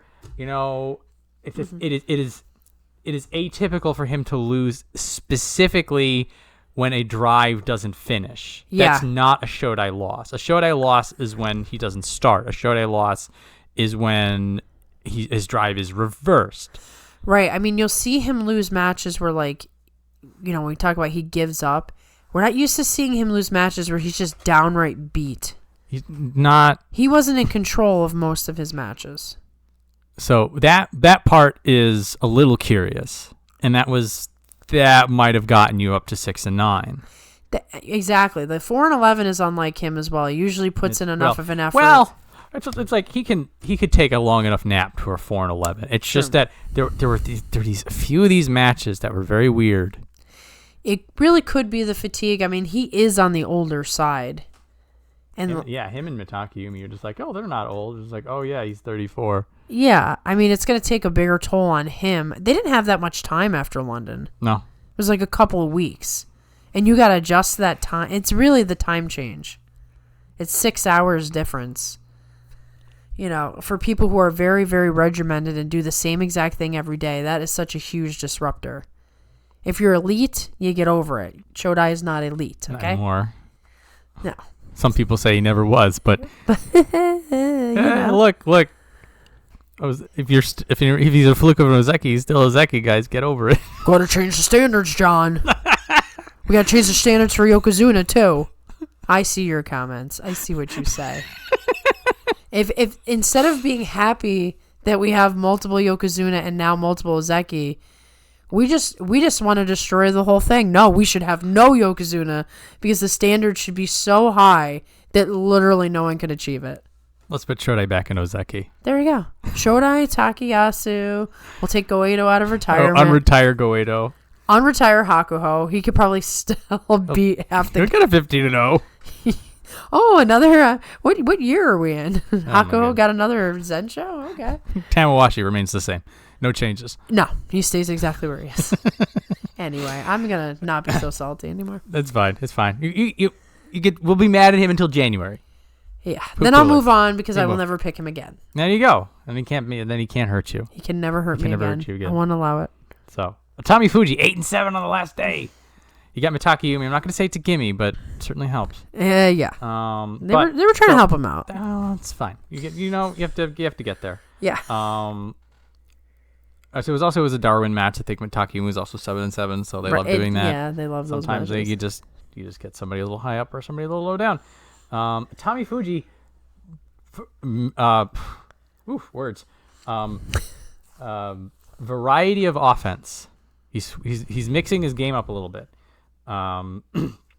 More wins on beltless grapples and push sumo rather than on the belt. It was interesting. Now you do want to see somebody who seems to be stuck in their ways doing something new, doing something different. He did do the arm clamps a couple of times that he's like, if he really puts those on somebody, you're in trouble. He didn't reinvent the wheel, but he just added to the repertoire, just kind of sprinkled it in there. I mean, he had some matches where he struggled. Yes. The Toki Hayate loss right here. That's a tough one to lose for him. So this was the match that was supposed to put Toki Hayate in his place. And then instead it turned into like a highlight reel match for him where Tommy Fuji and him were going back and forth and Toki Hayate got the better of it. That is what Tommy Fuji needs to work on now. Yeah, that should never happen for a Tommy Fuji. No, but again, like for a Tommy Fuji, we're like, give me something.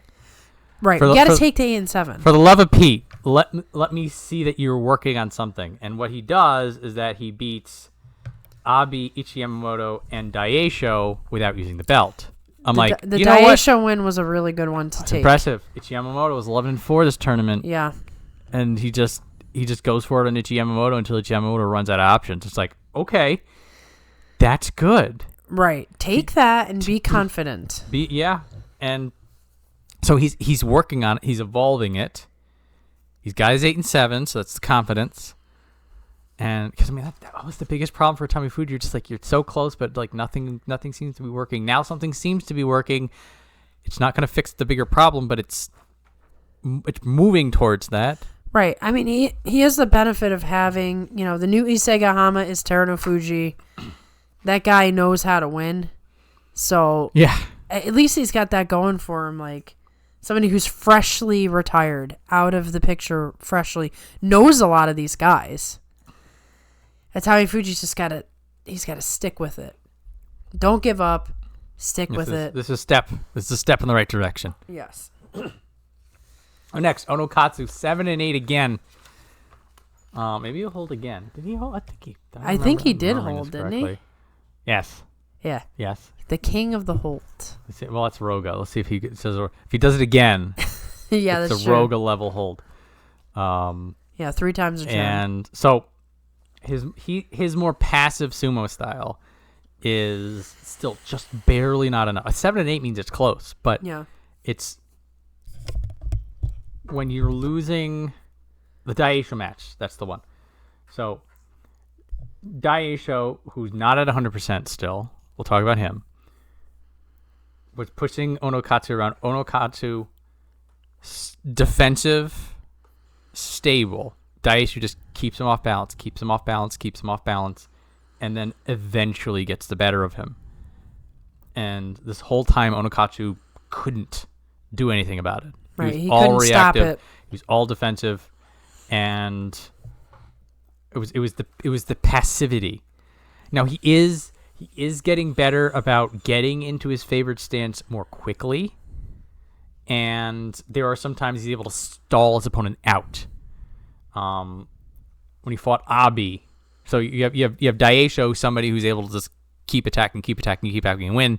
Against Abi couldn't do anything to him, and that allowed Onokatsu to buy himself the time he needed to get into his stance. And I'd say that's pretty consistent, that part of his sumo of kind of trying to out-endure some of the guys. Like that's his brand, a staple of his brand of sumo. That's what got him up here. Right. Is that it's just no matter what you do to him, he will continue to advance his game until he gets the hands on your belt, or he gets underneath, or he gets inside, and then you're done.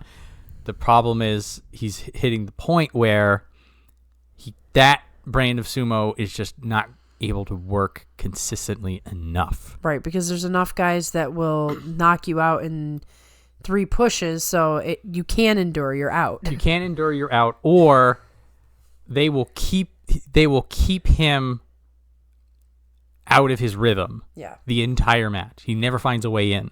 And then a mistake will eventually happen. Yeah, or they just keep hitting him until he just runs out of everything. Right. They just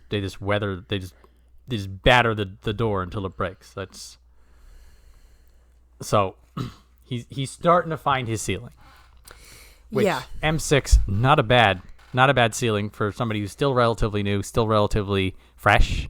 And the worst that he'll get is Maegashira 7 East or 7 West. Yeah. So he's going to be able to try again. Yeah. So he's working it out. But the back-to-back 7 and 8 with more or less the same problems. He's got to do something to improve, or it'll just be 7 and 8 again. Yeah. Yeah, but I mean, it's still 7 wins. Like, he's still in it, you know? Right. It's not like it's enough to where you're not going to get, like, severe demotion. Yeah.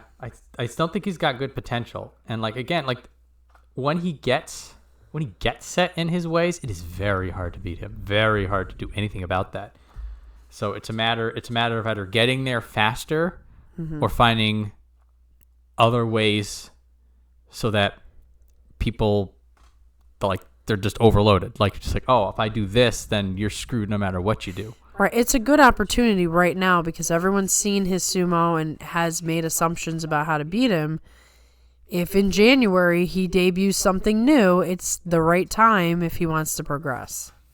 So hopefully he's got some super secret weapon back at the stable. The secret weapon will help. Just expanding. I'm not sure how much further he's actually capable. And that's right. This is also where I think he's a pretty 25. So he's not an old new guy. He's in his prime though.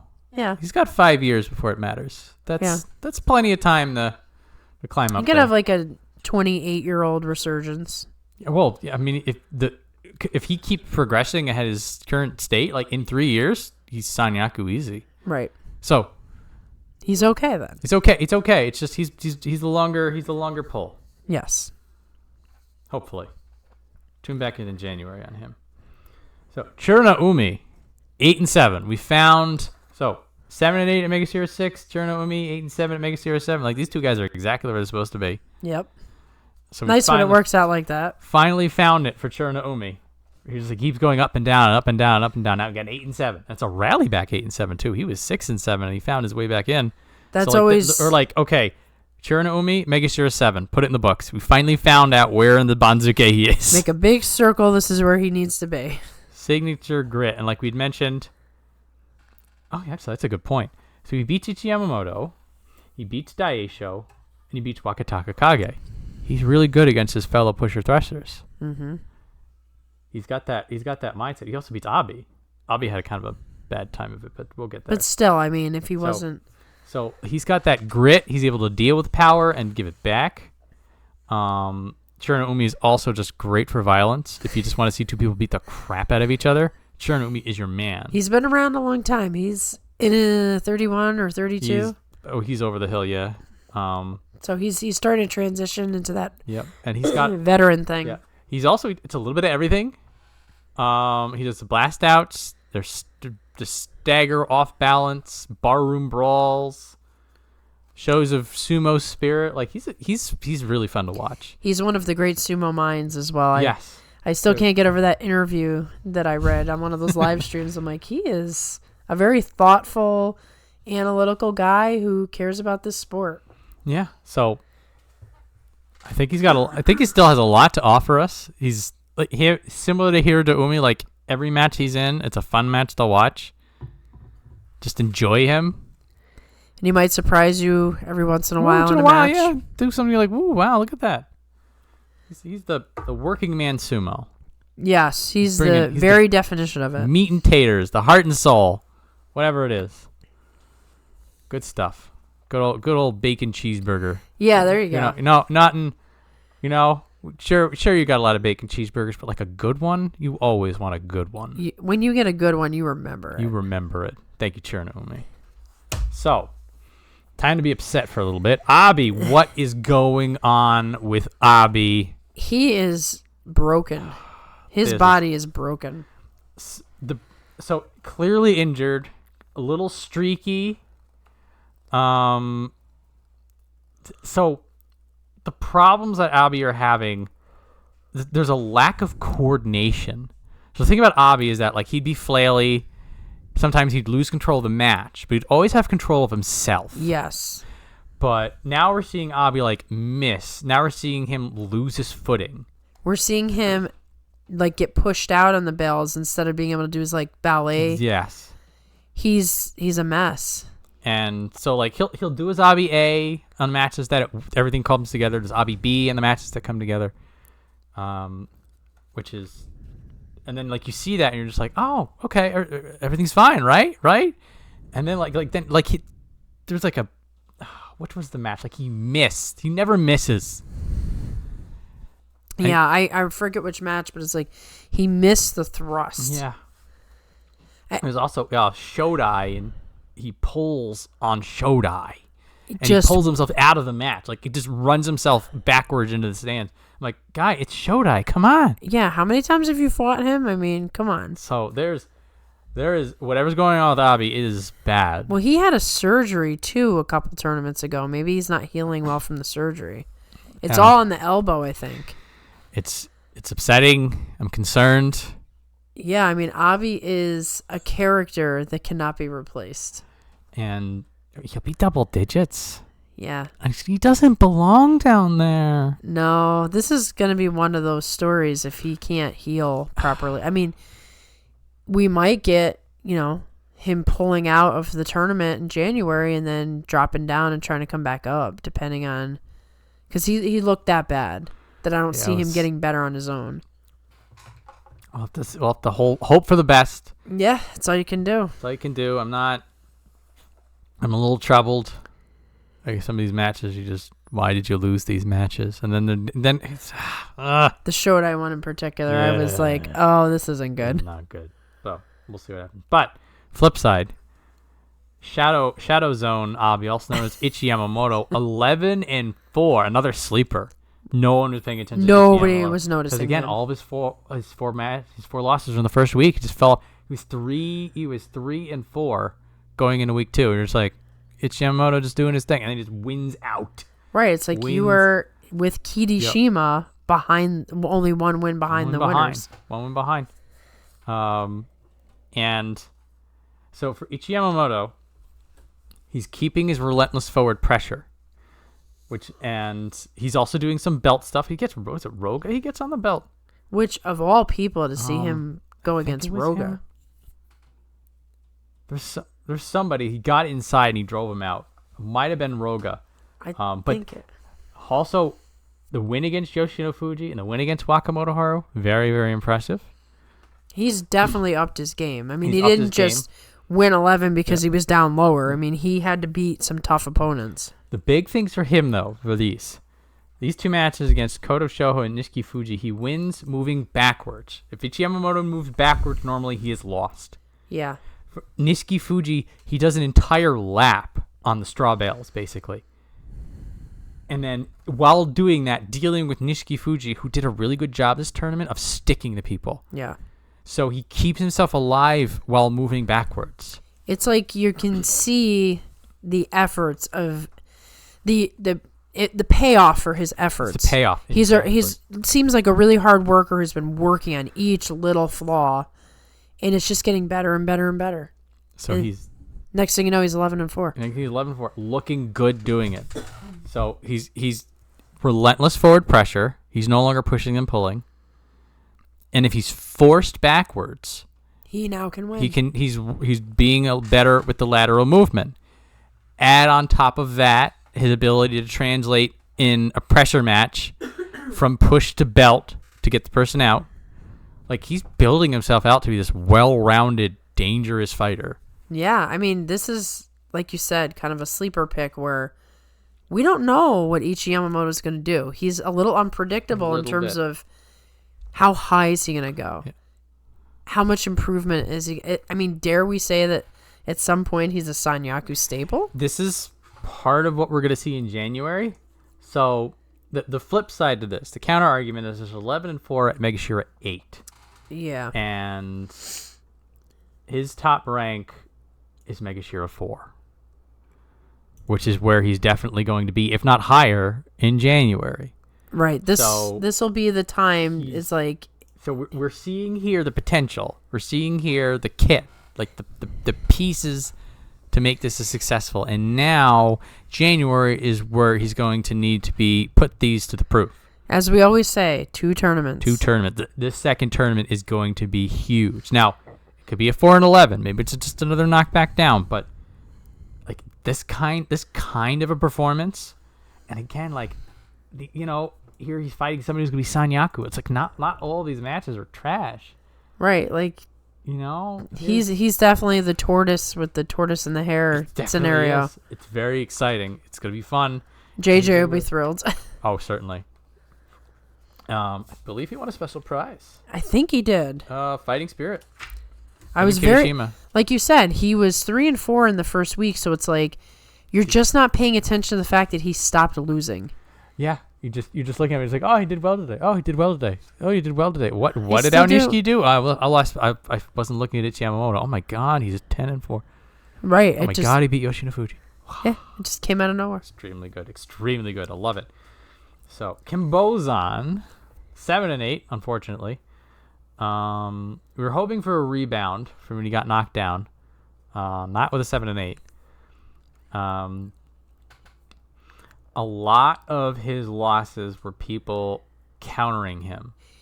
They definitely contained his power. Like, when he's really on, even if he loses a match, you see, like, the aggression and the face and he just seemed like they smothered him. It was, well, a lot of it was they saw what he was doing and they deflect him, or they shut him down, or they parry him, or they counter him. It's just almost sucked the energy right out of him. Almost all of it was, I see what you're doing, so I'm going to move in a way to undo you. Deflate. It's frustrating also. Yeah. So some good stuff. Day 1, he gets in a marathon match with Midori Fuji, Mr. Deep Waters himself. Right. And comes out on top. It's just finally able to crush him down. So he's got that grit. Fuji no Kawa, absolute chaos match. Fuji bouncing around like he's in a pinball machine. Kimbozan survives that. Yes. So, like, there are pieces here. something else I'm noticing is, and this is a very interesting thing, that you have a lot of people on the belt who are learning to do push sumo, and then people like Kimbozan are learning how to get inside after pushing. It is interesting. And there were multiple wins where he transitions from push to either a grapple, or just manhandles people, or he actually gets the belt. And part of me wonders maybe if he keeps that up, He'll have a different outcome. because a lot of his losses again were just he charges forward, they parry, they deflect, they go under, they read him. It's very difficult to make higher ranks as a strictly only pusher thruster. The higher up you go, the more tricks and techniques you need. So I mean, I guess it's only natural that some guys would struggle and say, "Hey, let's add." Yeah, it was there. Now for Kim Bozan, it seems that like the struggle is what defines him. Unfortunately, He's a struggler. he's a struggler. We don't want him to be a struggler. We want him to just ruin people. But he has, we've talked about before, there seems to be some mental challenges, like not being frustrated in a match, staying focused, not letting a bad match affect his next day. Yeah, but so at least with a 7 and 8, it's not that bad. It's not a free fall. No, he actually turned it around. He turned it around. Also, yeah, he was 3-1 in the final days. They gave him Sada Naomi. I guess that helps. Another they gave favorable. Him Shona Naomi. I guess that helps. Yeah, He was 5 and 8 at that point, so he could have just given it up. yeah, And he decided, nah, I'm gonna even myself out back. worth it to get that 7 and Worth it to 8. get that 7 and 8, and it'll probably keep him relatively close rank. Maybe he can pick himself back up. We'll see. Yeah, It's a struggle for him. So there's going to be a lot of like just the challenge for the guest of Bonza KOB. Is it a hold or is it a slight demotion? yeah, the half rank. That's actually going to make it a mess. It's gonna be a disaster. When we talk about Jurio's absolute fire, there is no room for all the people in Jurio. There is nowhere for them to go. They are going to shut the door. There is. I'll bring this up now. No, I won't. I'll bring it up later. We're Stay just tuned. so excited about it, but There was something that threw me off completely until I figured it out with going on with Jurio. There is nowhere to put people. We'll get there. All right. Kim Bozan doesn't have to worry about this. Midori Fuji also doesn't have to worry about this, but he might if he keeps doing this crap to us, which makes me very sad. I know. So Midori Fuji does the Amiuchi, the fisherman's throw, to Shodai in an absolute chaos match that Shodai almost won, like I said, but he just couldn't get Midori Fuji out. Midori Fuji slips out the back door and does a weird-ass throw.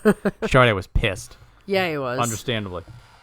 Then he gets out his signature Kataskashi against Ryuden and Shonan Naomi. It was a naked grab at Ryuden, and he get away with it anyway. I'm like, damn. And he knows he's going for it. I mean, you got to be skilled. Midori Fuji knows, Ryuden knows, the audience knows. The audience is waiting. Everybody knows, and he just basically brute forced it through. I was like, damn. It's like, just don't put your arm out there, okay? And this has always been the case, and it may always will be the case. The vast majority of his losses were simply when people just decided he was small and they didn't want him to win. They just want to like finger flick him. They finger flick him. There's nothing he can do about that. Yeah, his loss against Mitakeumi, I think, was like the most Midori Fuji loss. Yeah. Because Mitakeumi literally goes forward and just squeezes and leans at him and just uses his former Ozeki aura to crush him out of the ring. Mitake was like, I'm bored. He was just staring. He was mean mugging him, staring down at him. Just clenched his arm. Mitake clenched his arms against his own body to block Midori Fuji from going forward. There's like and nothing he could do. And then just slowly, like serial killer walked forward. Midori. Now this was really weird because like you can see the muscle versus muscle pure power pressure match going on there. Like I felt like a bone was gonna break watching this kind of a thing. Yeah. But then it was just. Midori Fuji couldn't. Why? He was small. Yeah. It sucked. There's nothing he can do about it. Fascinating to watch. Yeah. It's like those. It's like when you see the antelope running away and the lions are chasing. There's that one antelope who's just a little bit slower than all the others. You're just like, sorry, dude. I'm literally watching this show for this, but I don't want to watch it. I know, right? Poor Midori Fuji is everybody's punching bag. He had the hold. And they're like, here's your chance to break back out. And This is a ceiling. Yeah.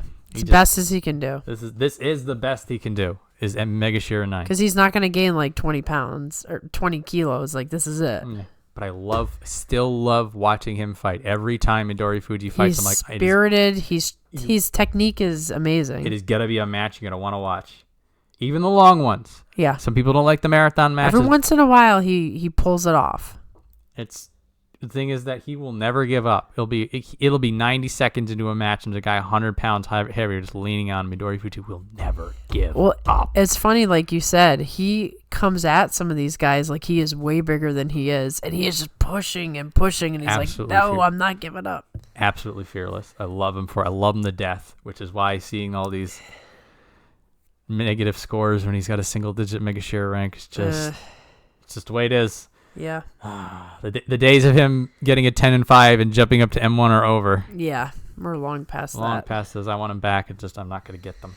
Nope. I'm just going to get Onishiki instead, I guess. Fine, I accept your terms. Can you accept Onishiki? Dude, how poor John over there. Goodness gracious. I'm going to cry into my money now. However, that's the meme, right? Yeah. You wipe your tears with your money. That's the one. Anyway, I don't have money, but I'm just doing a meme. Anyway, Tobizaru, I'm going to be upset again. So, beforehand, he was much lower, and he'd got knocked down. We didn't know if he was too old or too injured, or if he just lost his spark. He comes back, He's having trouble. So he always had the ability to control the pace of the match. Like he'd get inside, or he'd do his hand thing. He'd be pulling at you. He'd be pulling. He'd be shifting. pushing, shifting. Some of that is going away. Well, he was taped everywhere. Yeah. He's still definitely injured. Yep. He's banged up. He's not. So that probably affected how fast, how well he can react. At least 6 matches, both wins and losses, might be more. He's in the stands. Which was like the Tobizaru who debuted as the Flying Monkey. So like he's like regressing. He's still the Flying Monkey. Yeah, but it's like sometimes like he would win. I think it was the Midori Fuji match. Like he throws Midori Fuji, he wins, and they both tumble in the stand. Right, of course. And I mean, it's fun. It's like, oh yeah, it's the Flying Monkey, and you're looking at it, and you're just like, you're already beat up. Yeah, like you flying out into the stands now might mean another broken bone. Yeah. So, good news, though, for Tobizaru. 3 leg trip attempts, 2 wins by leg trip. It's a smart move. His trick's working. There was that stretch of time that he'd go for the leg trip, and he would miss. He would miss. It would be horrible. He would just be, like, kicking their ankle and then basically surrendering the match. And we would all be like, you got to stop these leg kicks, man. They're not working. And then he got it to work twice. Well, I think he's very honed in on it because he can't move as well anymore. Yeah, well, it was against Abi and Kimbozan. So, like, he's tripping up big people. Right. Well, I mean, it's the smart move. If you are beat up and you can't move the way you normally do, go for the leg. That's just saying. That was always the thing that he would do. You're just like what do you do? Like he did that to Teruno Fuji once too. Just like Teruno Fuji almost like stomped him out. I'm just like, you can't. It's not gonna work, dude. What are you doing? And then there was like, oh, it's working, guys. Gather around. It's just encouraging him. I know. It's like the replay. Kimbo's up with his face. Yeah. Oh, it's good. He's gonna definitely pull them out again if he even comes to the next tournament. There's that. I mean, I feel like Midori Fuji, Tobizaru may be finding his ceiling. It's might be a little premature for him if he can get over his injuries. Maybe he can get back to where he was before, but it gets harder and harder the older you are. It is. I feel like there's a little bit of everything. So he's a little bit injured, slowing down a little bit. I don't know. Fans of Tobizaru, do hold him close to your heart for the next 2 to 4 months. Because who knows? He can wind up in Jurio before you know it. Yeah. Enemies of Tobizaru, get your champagne ready, I guess. We know there's some of them out there. It is what it is. All right. So, Daisho. Mega Shearer 10. He's 10-5. Interesting tournament for him. I call him second gear Daisho. This is clearly not the guy who was in Sekiwake, but he gets a 10-5, and he does it in the way that Daisho got to Sekiwake. Yes. It was the sumo sense. It was the ring sense. It was the knowing where to apply the power. Sort of reminded me of Takanosho's revival a little bit. Yeah. That it was the efficiency of the push sumo more than the power. Right. It isn't just like thrust until I,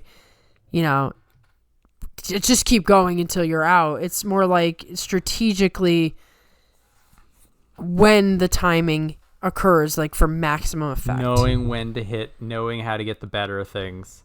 And we know that Daisho is definitely into the parry and. Yep. Yeah. I mean, he still had a couple of matches like Roga. He just smoked him right off the tache. Like if he still has those days that it's still there.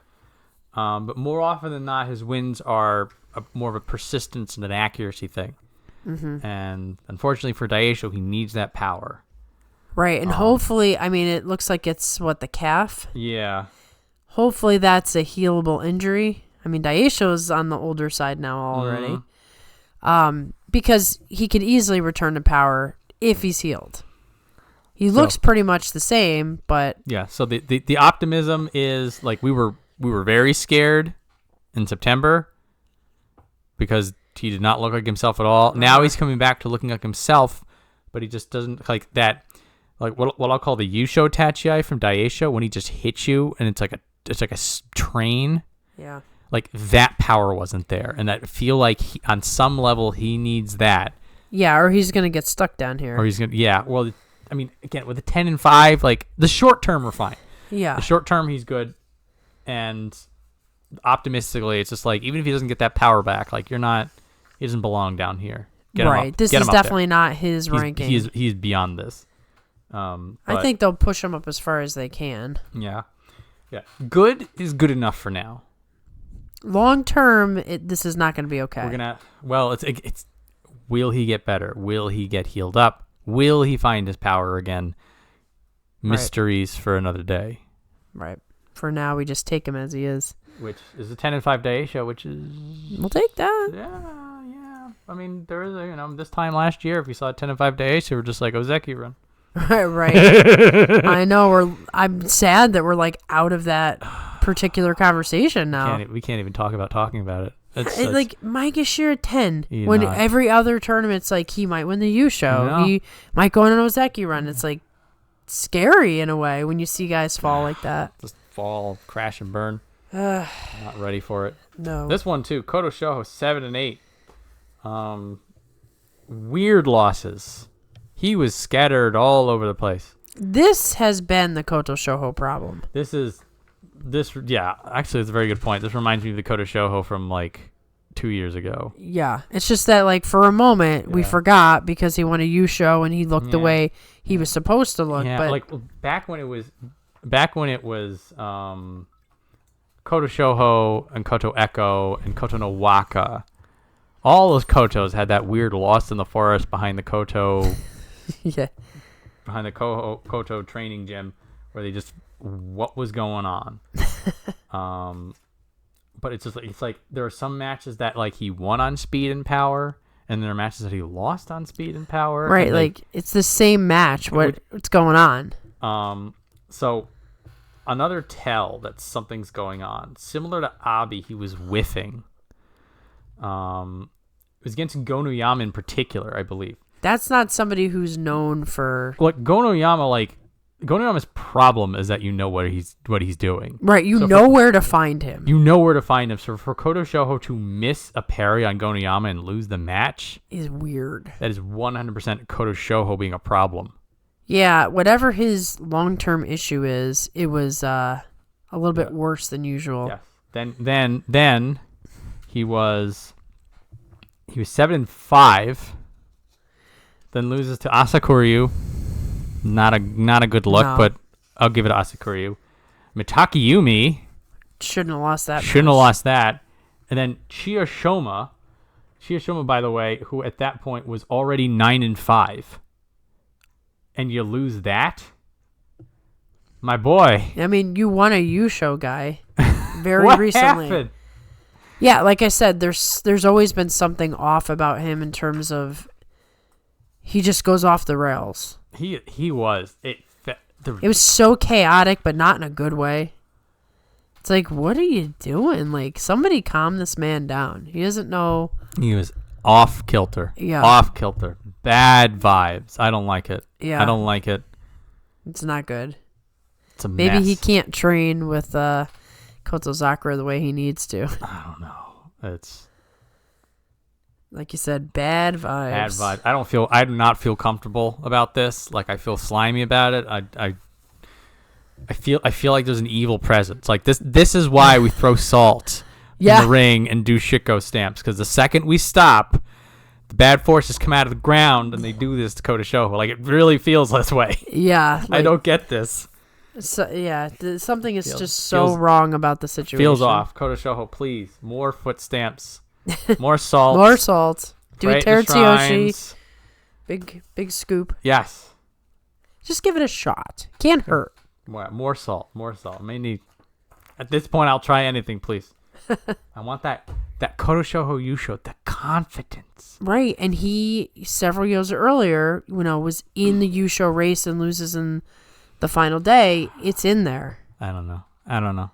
I know. You don't want, when somebody hurts you like that, you just don't want to think about it anymore. So here's a difference. I go to Kota Shoho, nothing makes sense, and it makes me bothered and upset. And then we go over to Shishi. Nothing makes sense, and I am at peace. Nothing makes sense. Because that's his brand. His brand is to not make sense. Yeah. So he was 6-9 going into November, because he climbed up to Megashira 11, which is pretty high for him, and his sumo was looking like somebody had taught him how to do sumo. Or like he suddenly learned. He suddenly learned, or like interesting. He's doing how to grappling. use his body. And so the big question going into November: has he actually started learning sumo? No. The answer is no. He was looking exactly the way I expected him to look last tournament. Yes. His sumo continues to be big, awkward man, and that is his brand. It's so awkward that I think it throws his opponents off. Well, I think that's what it is. It's like in Soul Calibur, like there's the guy who just like spams the one ability. Right. And you're like, I am definitely better than this guy, but I just can't figure out, I can't get inside on him. We're just like, will you stop picking Mitsurugi? Yes, I know. Yeah. Oh, yes. Why? Yes. Yeah. Oh, you won again. Look, I'm actually good at this game. You don't believe me. Like, I don't want to play with you anymore. I know. That's the Shishi problem. He's just so weird and so awkward, and people don't... He moves in ways that are unpredictable. Yep. I think that's a big part of it. Because he's not really he's doing his own version of sumo. He's doing anti-sumo. He's not actually doing sumo. Sumo does not exist. No, it's not real. He's here to tell us this. They picked him up off the street and they're like, look, just do these couple of things and it's sumo. Yeah. So he does still have his arm clamps. That was the one thing that he did. I'm just like, okay, that's sumo. Was it Midori Fuji? One of the matches, it was Asakuryu. I was like genuinely afraid for Asakuryu's arm. That was it was like the Lemmy from Mice and Men. Like, he was just gonna break it in half, and Asakuryu would have been defenseless. But that's it. Don't give Shishi your arm if you're as small as Asakuryu. So, he's gonna be around for a while longer. To the 6-9 at Megashira 11, he's fine. He's fine. Much to some people's chagrin. I mean, there's people who really don't like him. I don't feel that way. I just feel confused. He's a weird one. He's weird. And it is one of those things. It's like, well, if he's bad at sumo, why is he in the top division? Get rid of him. You can't. He's just there. He just keeps popping back up. It's your guys' job. You look around the room. You're just like, okay, Roga, what are we doing about this? Okay, he beat Shishi. Okay, Roga's doing his part. Okay, Tomokaze, what are we doing? Okay, Tomokaze is doing his part. That's what you do. Who is not doing their part? Who's not doing their part? Tobizaru, come on. Shonana Umi, we're kicking Shonana Umi out. We're fine. Okay. The guys who didn't do their job are getting demoted. Getting demoted to jury. We're going to find more people to get rid of Shishi. That's right. Bring up the guys who can get rid of Shishi, okay? We say this in jest. I still firmly believe in what you and I hold, is that the moment he learns how to do sumo for real, it will be a terror. Yeah, like he will be difficult to beat. The power unleashed upon the mortal world will be unknown. At this point, they're just lucky that he has no idea what he's doing. Yeah, he's got them training weights on. They don't understand. Yeah. Once he drops those weights, it's going to be like, no, not final form. Dude, he's gonna open all 7 gates at once. It's gonna be ridiculous. There's nothing Midori Fuji can do about that. Goodness. Midori Fuji's gonna be a stain on the ceiling. It's gonna be like, no, he went flying. That's the literal dead body rule. He really does like throwing Midori Fuji around. It is. Fine. Anyway, see you in January, Shishi. We'll see what happens. Yeah, he'll be there. Roga 8-7. Roga gets it done. Second time's a charm. He had a hold. I was gonna say Roga is doing Roga Sumo as well. Yeah. So interesting thing. So the defenses, the belt work, seems like it was working. Roga has been doing better lateral movement, and he's slapping people down. These are 2 things he's not known for. So those, like when you're 8-7, like if you can do a sidestep, he actually did do a sidestep, but we already talked about it because, but like there are wins that he was able to move laterally in the match, which was unheard of. Like for Roga, he plants and then he moves with the belt. If he's not doing either of those 2 movements, he's in trouble. Yep. But he was on his bike. Tomokaze, Nishiki Fuji, and Abi, pusher thrusters who are keeping him off of his game. He was able to deflect. He was able to find the angles. Yep. And so it's not belt sumo. It's not his brand of sumo. But when you have more tools in your belt, when you have more ways to find the win, you get to 8-7. Exactly. It takes that much effort to turn that frown upside down. It is. So this is forward progress. Part of me wonders, it's not grab belt, move forward, win. It's still a win. Yeah. And if in the back of the opponent's mind you're thinking he can actually slap me down, then maybe you're not gonna. You might make some adjustments. And then all of a sudden he's on your belt again because you didn't push him as hard as you could. Right. Well, I think that is part of why the step to the side is something that guys will somewhat use strategically to keep people from, having their way. If you can put a little bit of doubt in their mind. A little bit of doubt. Yeah. Movement is key. Yeah. Hank out of nowhere just get you guessing. Yeah. It's like, oh, that guy does that? Yeah. It's getting to a point, though, where you pretty much can expect almost anybody to do it. To be fair to Roga, that was on a Torinashi, so he could have just been gassed and realized he was going to lose. Right. That's a good point. We'll give it to him. We'll give it to him. I mean, I give it to everybody because it's Hank. I mean, Abi certainly was willing to hank on a Torinashi. Congratulations, Roga. This isn't his highest rank, but I feel like he was like at the skill level of his highest rank here, and he surpassed it, so he gets the points. So, everybody's new favorite small guy, Fujinokawa. What a blast. 9-6, the firecracker who never goes out. I have electric sumo. He's just all over the goddamn place. It is so much fun to watch. All aggression. And he's brand new, so nobody really knows exactly the way to defeat him. I mean, they have. It's like sometimes he's just bouncing all over the place. Sometimes people figure it out. He's still fun when he loses. Right. They have to figure it out in real time, though, because they haven't faced him enough. Hungry as ever. He is so hungry for it. Yeah, he is. He wants to win so bad. Win every moment of every match. Uh-huh. It's like that. It's that. What is it? Like the shark mentality. Like if he's not moving, he's dying. It's so fun to watch. And he's got all these other small guys with him now. So like, you've got these classic matches. Like if sumo had weight classes, these are the guys they would all fight together. Yep. Impressive to beat Daisho and Abi. Say what you want about Abi having a weird time of it, but he seems to have Daisho's number. Yeah, and Daisho's a good number to have. Yeah, to have to be able to beat that kind of a sumo mind, and it's all aggression, so much fun, moving back up, and like a lot of the times when you lose, you'll look at it and be like, you could fix that. Right. It wasn't major things where you're like, oh, that's going to cost him later. It's like, just tighten up a little bit. Yeah, like we look at somebody like Onokatsu and we're just like, there's a fundamental problem here that I'm not sure he can overcome. We can overcome without some serious work. And then you look at Fujinokawa, you're just like, just tighten the screws a bit. Exactly. Just spin the engine back up. We'll see what happens. Yeah, like you got more to give. There's so much more to give. And I think that's the most exciting part. Yes. Is that he's young. And we haven't seen it all yet. It's just like, we have not seen his best and I'm already in love with it. Yeah. He made the whole tournament a lot more fun. Also, some of these, I'm not going to poo-poo people down here, but there are a few people down here. Snooze fest. It's a bit of a struggle. A bit. Yeah. I will say, did not meet baseline expectations. Yeah, and you're kind of like, okay. When are we gonna get to the good matches? Yeah.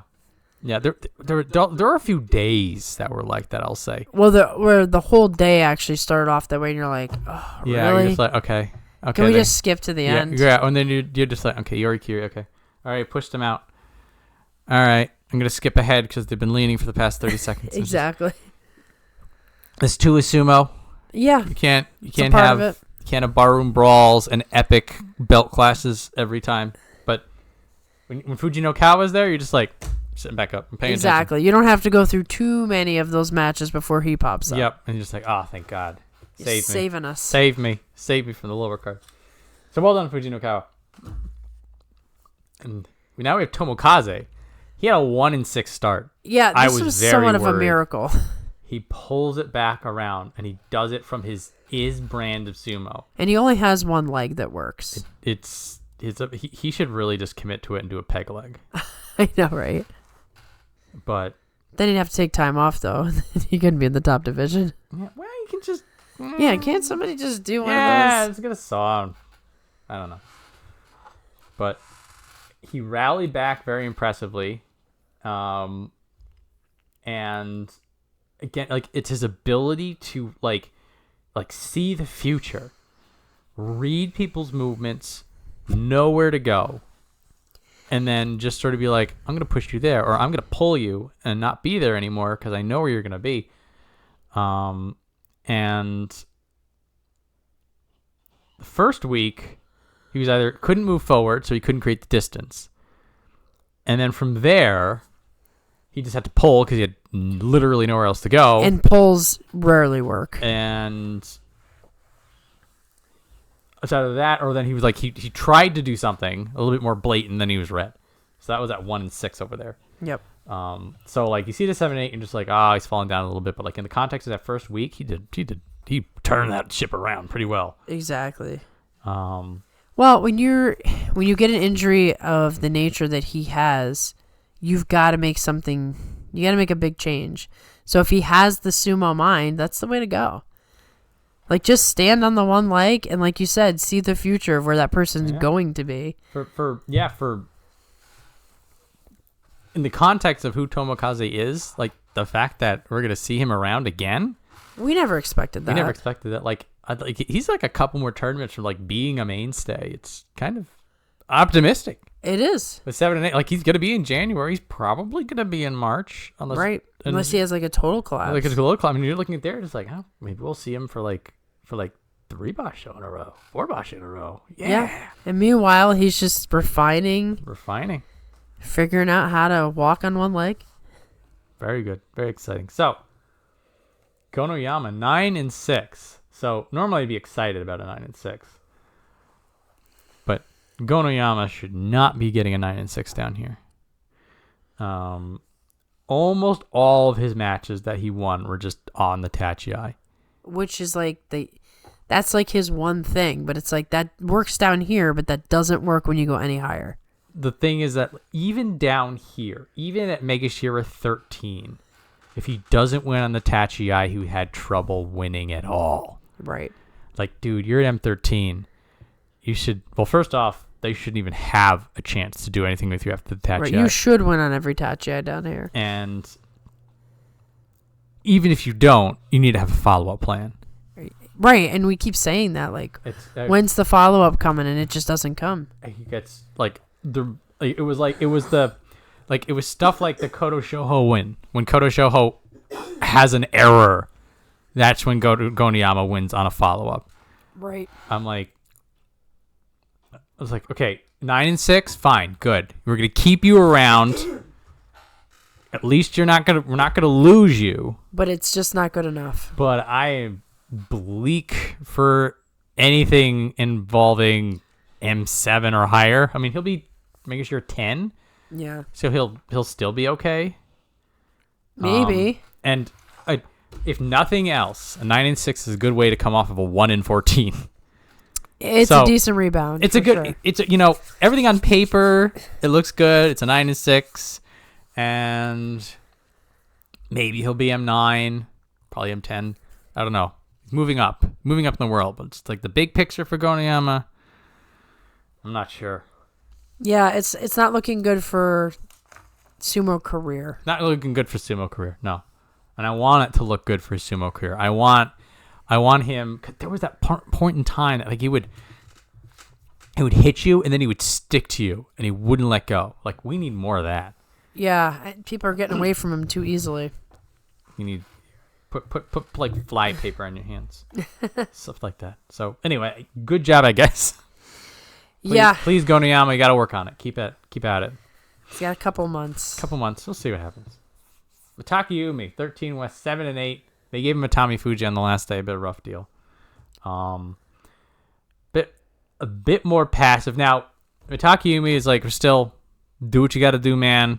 I mean, that he's going to be in that state for a long time. I'm like, well, I was like, at minimum, we're going to give him the rest of the year. So, like, I do have notes. Like, when Takayumi wanted to, which Osho-umi and Fujinokawa, he definitely... That was some Sanyaku level stuff. Yeah. It was just like the old Mitakeumi. The old Mitakeumi came out.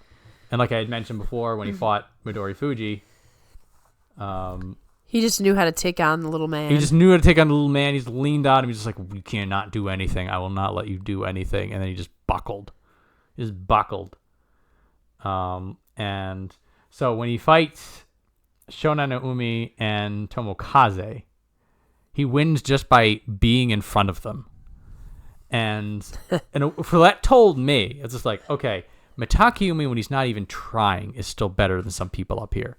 And right. That's a good thing. That's a good thing. It means like his absolute bare passive sumo is still top division material. Right. 7 and 8 worthy. So, and at the end of the day, hang in there, man. Right. If you want to keep doing sumo, I still love to see you. If you're done with sumo, God bless. You've given us so much. Yeah. Just follow your heart. Yeah. People love you. You know what I mean? I feel like you can't really criticize him because it's like some people would not be fighting right now. He is going through it. So, yeah. And he went to London too. He need some holiday season is gonna suck for him. Oh yeah, it really is. The first holidays are like right now. What was it, like a month ago? 2 months ago? It's not. This is so. Like this is the part where living in a stable is probably good because you have like your brothers. So he's gonna be with people. Like this is the thing. Like he rebuilds. He won't be. Get going to January. I may give him a little bit of January. Give him like you said. It'll be several months. We'll give him January. We'll see what happens in January. It's a wait and see for January. Yeah, he might be wrecked after going through the holidays. No. So January might be even worse. That first holiday season after it is there's nothing you can do. You just get through it. Right. You just live. You're just like, okay, That's rough, man. We love you, Mitakeumi. Feel our love for you. Yeah. Get through it, man. All right.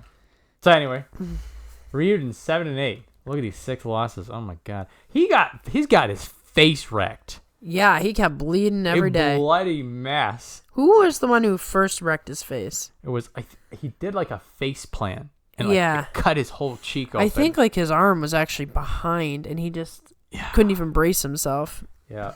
He also gets Churno-umi on the last day. That's him and Mitakeumi, like unfortunately they had already fought each other on day 1, so they couldn't give him to him again. You're just like, you're getting Churna Umi on your last day. Yeah. It's like, it's just not. It's not your tournament, man. He hasn't really looked like top division material consistently anymore. Well, the thing is that his defenses are still holding. When he fell out of the top division before, it's because his defenses went away, but his defenses were holding, and those are like 3 of his big wins. And then this six loss streak right here has to do with basically his face getting battered up, and then a lot of people able to uproot him. Right, and they all kind of went for that. They all went like he, you know. They were not holding back. They were like sharks in the water. That's this the nature. too is sumo. Yeah. And you know, against Kim Bozan, he was able to weather the storm. That was like a week 2 thing. I think that if Ryuden wasn't able to dig deep, he would have lost against Ryuden, and that would have been a rough time of it. He definitely gave it his all. Yeah. Spirited. He wasn't like giving up. It wasn't giving up, and that's another thing. Like you sense a fade. There was Right. not a fade. You just got whooped. Right. Bad tournament. And with a bad tournament, he still gets 7 and 8. So that's the positive. So he'll be back with us in the new year. You know, get some like face blemish going. Yeah, get some New Year energy. New Year energy. He does rebound pretty well from that kind of a thing. He's got a springboard. So yeah, I wouldn't be too shocked if he goes 9-6 in January. Just harnesses the New Year energy. It can happen. So Toki Hayate. This was a surprise. So I think it might have been September. Maybe it was August. I talked about how I was like, I'm going to make it my mission to learn about Toki Hayate because nobody's paying attention to him. He doesn't have that problem anymore. Nope, they're all going to notice him now. Yeah. So you're looking at 9-6. You're just like, he's done a 9-6 before. It's just like, well, he hasn't done a 9-6 fighting Asanayama, Yoshino Fuji, Kirishima, all in the same tournament. By the way, Asanayama, welcome back. Well, he's definitely going to be one of the Jurio guys who comes sure is. Dude. It's going to make everything interesting. Kirishima up top, Asanayama down bottom. Those are the people to look out for. It's going to mess things up. I cannot wait. All the people in the middle are going to get crunched. So like you look at some of these people like we're talking about, you know, here's Tomokazu with a 7 and 8, here's Ryuden with a 7 and 8. You know, here's Oshomi with a 7 and 8. Those are now 6s and 9s. Sorry guys. That makes a difference. You're not getting up on them. Nope. Anyway, so Toki Hayate. It's the transitions. So we knew he had a pretty good defense. We knew he had that really, really aggressive offense. The factor, the thing that really made the spark was the transition between the two, which he had to like figure out how to put those together. He had to go back down in Jurio, find himself. Yep, it was so crisp. So the win against Tommy Fuji. We had mentioned it before about how this was a bad look for Tommy Fuji. It was an amazing look for Toki Hayate. They threw him up.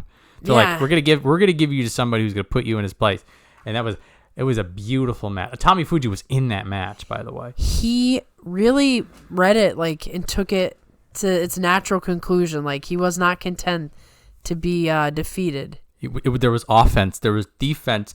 You could see the strategy during the match. So he was able to show everybody what his sumo is. Yes. And it was a store brand Hoshuri is still my moniker for him, but I feel vindicated almost. Right, he gave you something to Cuz you look at this, you're just it's just oh, I need to be on defense, and then he hits a point, it's I'm going to be on offense now, and he just keeps throwing that switch. It was fun.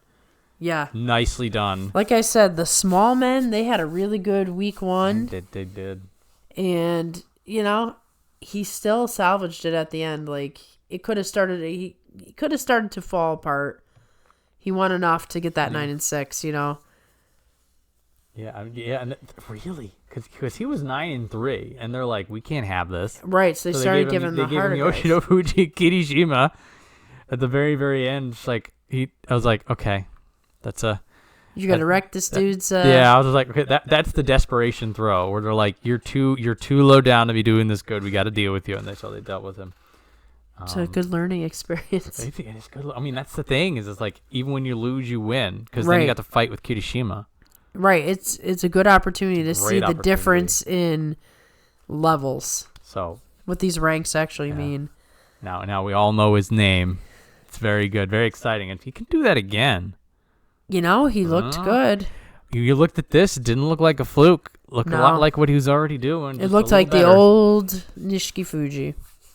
So, yeah. Well, by the way, Nishiki Fuji, welcome back. Yeah. Somebody else hopped out of their time machine. It was very strange to see because at this point, it was kind of like the Yu Takayama situation. Enough injuries had hit that it's like, even though you're a great talent, like, you just can't do this anymore. And out of the blue, Nishiki Fuji's back. He's back. Healed up enough. And it's like, again, like, towards your point, like, this was the kind of sumo, like, that was made him exciting all the way back in the day. Yeah. It's just like the tiny strong man. It's the tiny Terunofuji. He has the similar vibe of Midori Fuji in that he never gives up, but he's actually just so strong. He's so strong for his small body that some of the matches Midori Fuji's like trying so hard to push a guy out, Nishiki Fuji will actually do it. Yep, and it's speed, it's power, it's persistence. It's like he's running people over even though he's half their size. It almost doesn't make sense when you're watching it. Yep. And like he's also like the wins against Gonoyama and Fujinokawa, that was when people were giving it to him. Yes. And he handled it and gave it back. Uh-huh. He's like, don't forget about me. Yeah. Like I was up here for a long time. The Gonoyama Tachiai, he's just like, I'm gonna eat that and I'm gonna Fujinokawa, just 100 hand slap. Fuji's just like, I'm gonna hit you back. He's like, if you're close to my size, I'm really gonna take this match. Yes. Because you're going to have no advantage over me. So, this was fun. It was exciting. It was refreshing. About a year and a half ago, it was who did that weird 6-9 and still was in the top division. And he was in that weird place. Yeah, or it's like, we want to keep you up here because we know what you're capable of, but you're just not able to do it. Nothing weird about this. This was all good. So, if you do this again in January, it could be the comeback. With a 9-6, he might go up to 12. Yeah. Or so. 12 West. It's going to be, time to be sad for a little bit. Yeah, the bottom's... No Umi. The bottom is a little sad. Megashira 15 West with a 3-12, and boy, did he earn every loss. Yeah, he's just not fun to watch in any way. He's so big, and he just gets bullied. He's slow. He's slow. So slow. It's like you were never this slow. Yeah, what? And just every tournament, he's slower and slower and slower until we hit this. It's such a labor to watch his match. Where, like when he fights, Mitake Umi is the perfect example. Mitake Umi just sort of ran into him, and he's just like, I don't really want to fight. And Shonana Umi is just like, I'm trying. And Mitake Umi is just like, oh, I can win this. Yeah, he's like, how much time we got? Yeah, fine. I guess I'll try and fight you. I got to get the wins when I can. Yeah. So I'll try. It was rough. It feels like he zapped up. He was this interesting, big, dynamic. His defenses were interesting. Like now it's like they don't work. They don't. He just stands there. Ross is not a fan. Ross Mihara. Yeah, he's not utilizing his size much, says Ross Mihara. That was a nice way of putting it. Ross Mihara can be. It's a little cutting.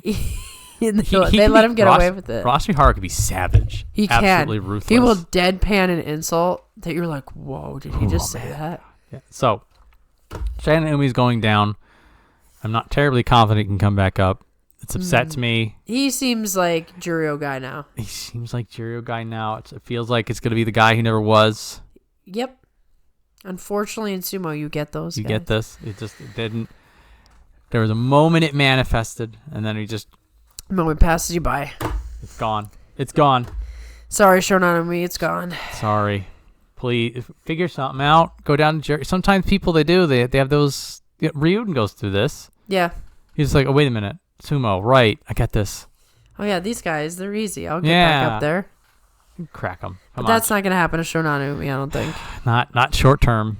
No, I think he's going to spend a long time in Juryo. Yeah. If we ever see him again, it'll be... Him and Kageyaki on my list of people I wish. Yeah, Kageyaki, that was just it, A wish upon a star. Fall from grace. I hate it. It happens. All right, so Osho Umi, this was a fascinating. This was a roller coaster ride to watch him. So I will start writing my notes for this show. Basically, if people will kachikoshi or the makakoshi, because at that point, typically, you can get a beat on them. Now, I will hold off on writing people who are in the U show until much later. Right, because nothing really happens there until at least day 12. Yeah, it's just like, if there's 8 wins for Onosato, it's like, well, duh, there's 8 wins for Onosato. We knew that was happening. It's like, talk about the U show. It's like, I gotta wait for day 12. Okay. But so for Osho Umi, he was 1-8. I'm just like, okay, I think I know his story. Right. 'Cause like in the first week, it was like he had some good grappling, he had some good sumo instincts, but it's just too much up here. Right. And we've heard this before, we've seen this before. How different it is to jump from the two divisions. This was Tamashoho's problem. This was Koto Eiho's problem. It's just like you come up to the top. It's just a little too much. Yeah. And then, but it's just like, but it's fine because you figure it out and you come back down, and you come back up again. You have to be a guest temporarily. All part of the process. So that was going to be the narrative. And then he goes on a 6-win streak, and he's 7-8, and now he's mathematically safe. Now right? he's safe. And talk about turning it around. So it was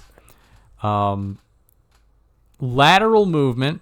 I'll say charitably because he did some hits and shifts, and uncharitably because he did things that weren't hits and shifts. But do what you got to do if you want to stay in the top division, I guess. And he clawed his way back out. Him and his mummified body full of injuries and tape just figured it out. He was not content to go down that way. So that's, you look at that, you're just like, you know what? Fine. You've proven it. Right. I can't say anything else. You can't say anything wrong. So this is what I will say that threw me off. So on day 15, he fights Fuji Seiyun, who's from Juryo. Yep. Which makes no sense because at that point, it was everybody in the top division was here. What day was it? Day 15.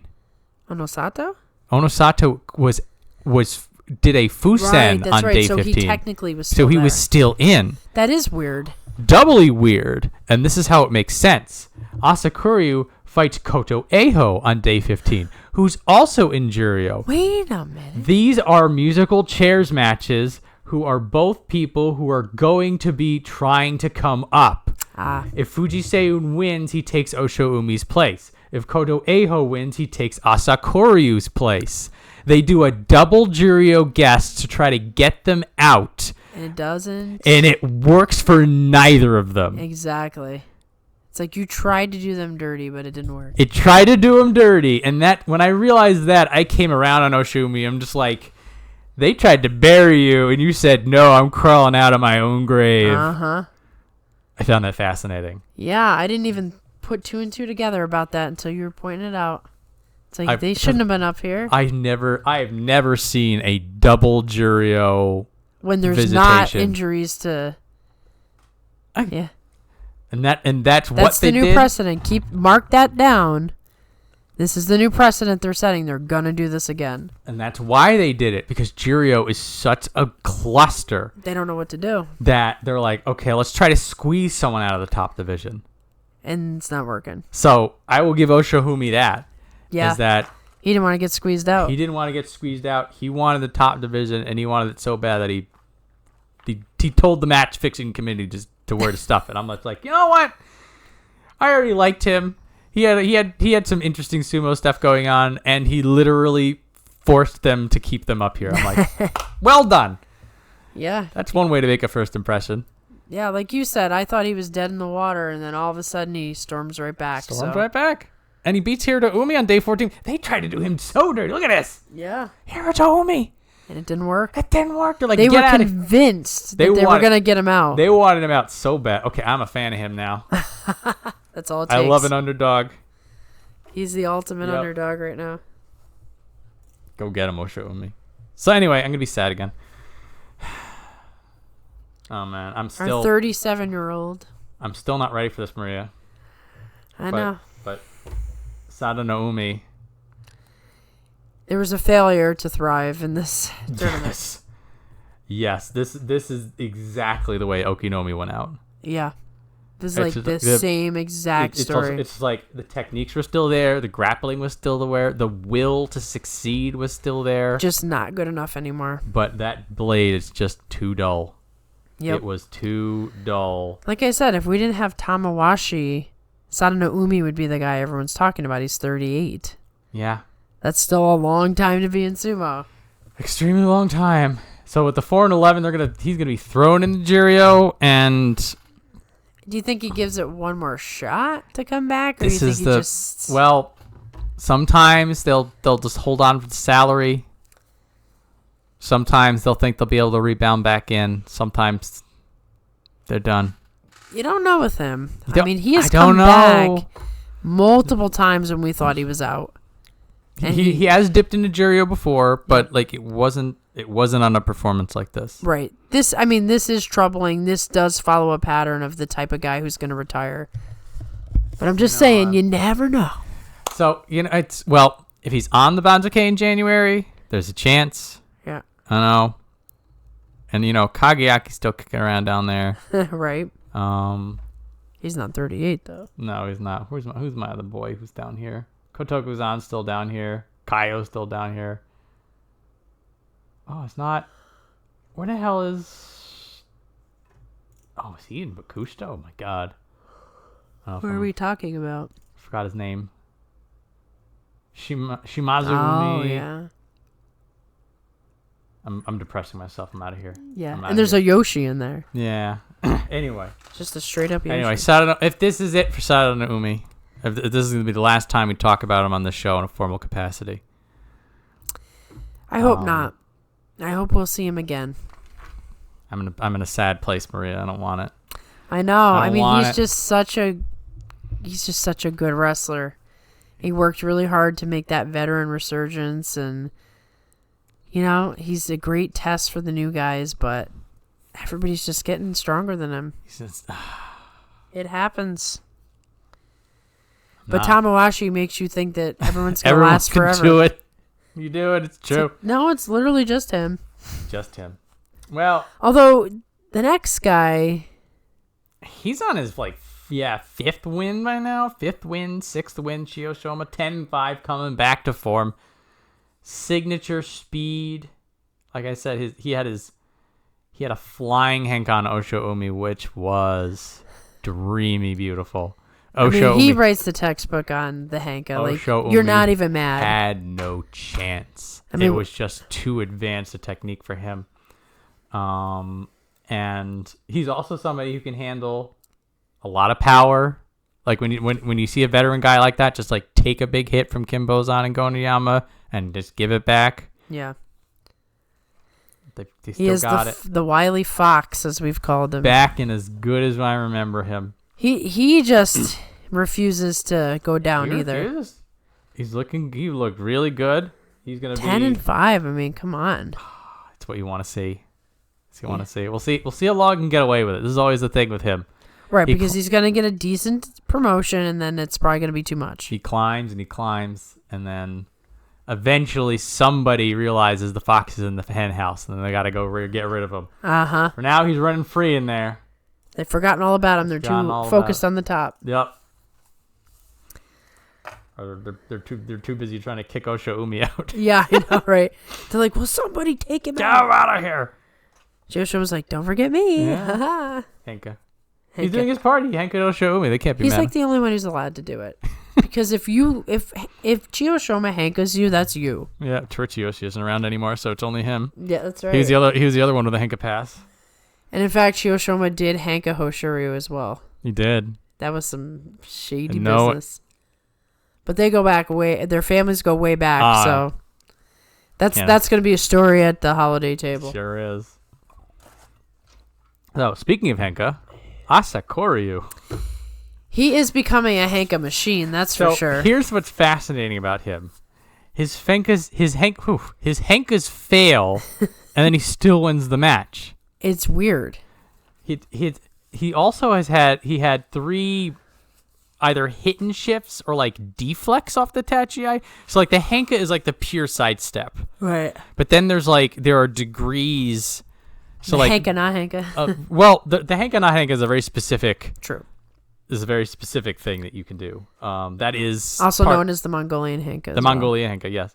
So like you can do a thing like you can meet somebody but then like slap them down immediately during the tachi. Yeah. There's also hitting somebody and then deflecting either them or yourself. Yep.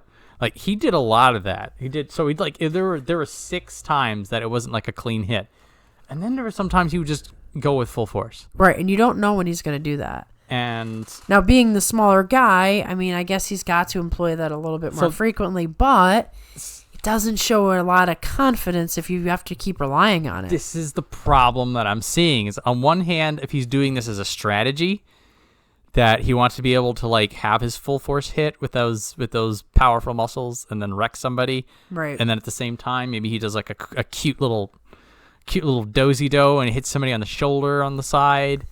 You know, it's just like, if that's your strategy, then maybe it'll work.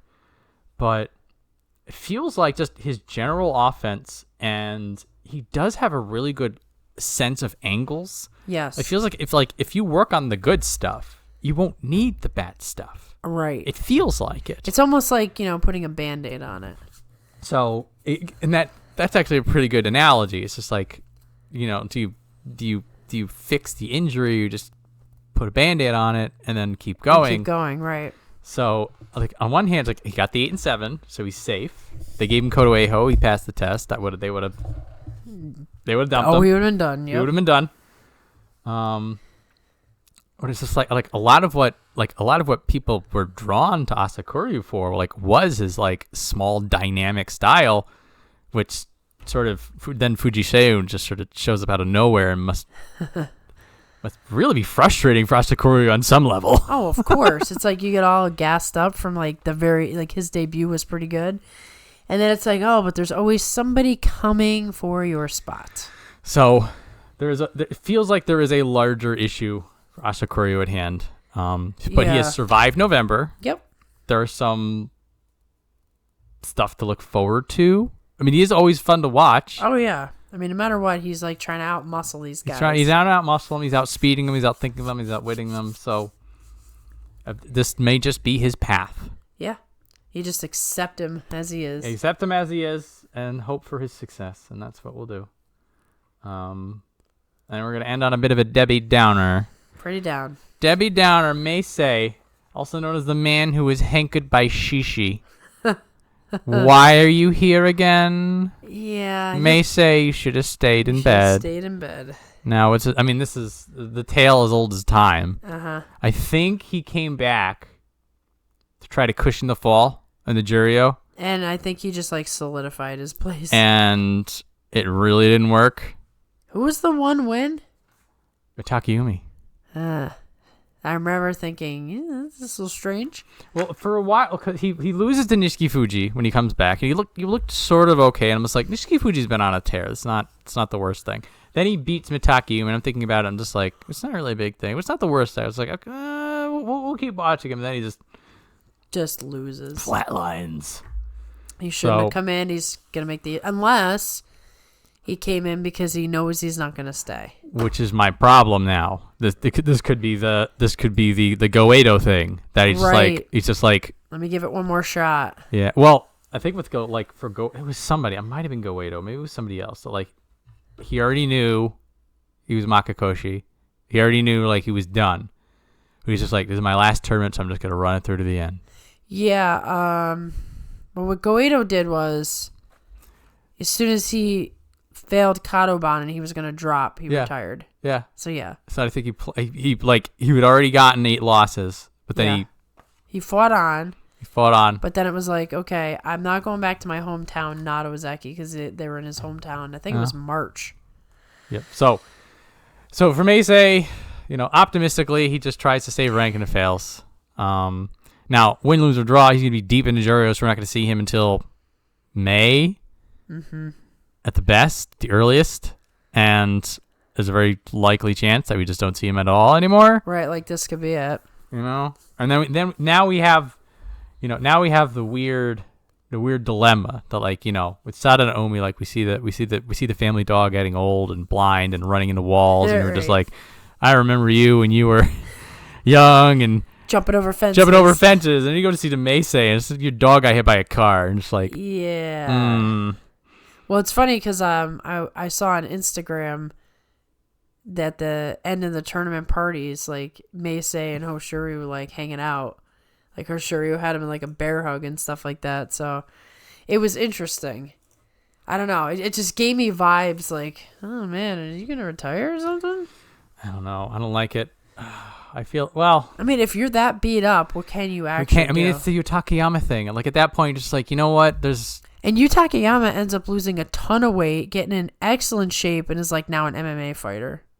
It happened. It was the right decision for him. He just needed the break. Yeah. You don't get a break in sumo. You don't. So, I mean, just like with, he did make it to Sekiwake no matter what people say. Yep. I'm going to get back in my time machine. I'm going to be right next to my past self, and I will fight people over this. He deserved to be Sekiwake. I don't care. No matter what. No matter what. No matter what people said, they were wrong. They were wrong. They were so wrong. And, I mean, yeah, if this might be it for him. Yeah. Maybe he'll be back in May.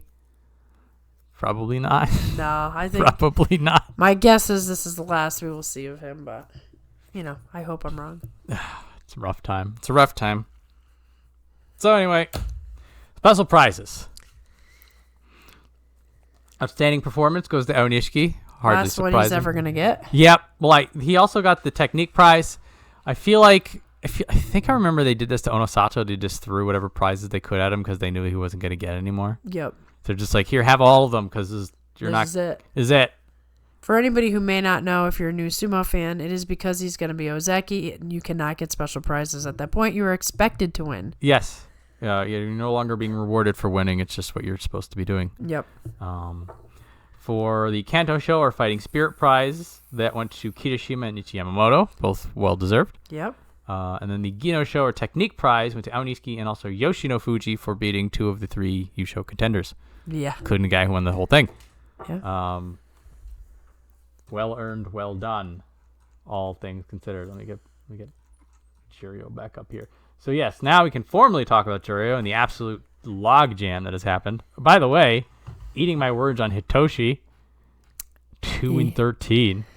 Yeah. Yikes! What happened? He didn't get hurt, did he? I don't know. I tell you what, he was. I had him pegged for the top division instead of Meisei. Yeah. Turns out they pretty much did the same. Well, Hitoshi had one more win. Yeah, true. So here we go. We have Fujiseo at 8-7. A Jirio 1 usually gets you in. Yeah. Maybe not this time. Kodo Eho 9-6. A Jirio 2. That's mathematically getting you in. That's a tricky one. Yep. We have Asahakuryu 10-5 at Jirio 2. That's a guarantee. That's pretty much a guarantee. We have Mita, who's very unfortunately got an ACL tear or something. Yeah, so that's the end. Bad news. He was a new hotness. Now he's a new bench list. The worst. Daisei's-on 9-6 at Jirio 3. It's pretty close. We now have Asanayama at 12-3. God bless. Welcome back. He's coming. Yep. He's coming. We also have Hatsuyama at 11-4 at Jirio 5 East. Yikes. So that is 1, 2, 3, 4, 5 people. And do we even have 5 people to demote? No. So who's getting locked out? So this is the time where the subscribers love. The Osho Umi and Asakuryu matches are so important. And how it would have been so nice for the math if either of them lost. Yeah. But so Meisei's gone. Sayonara. So that's 1.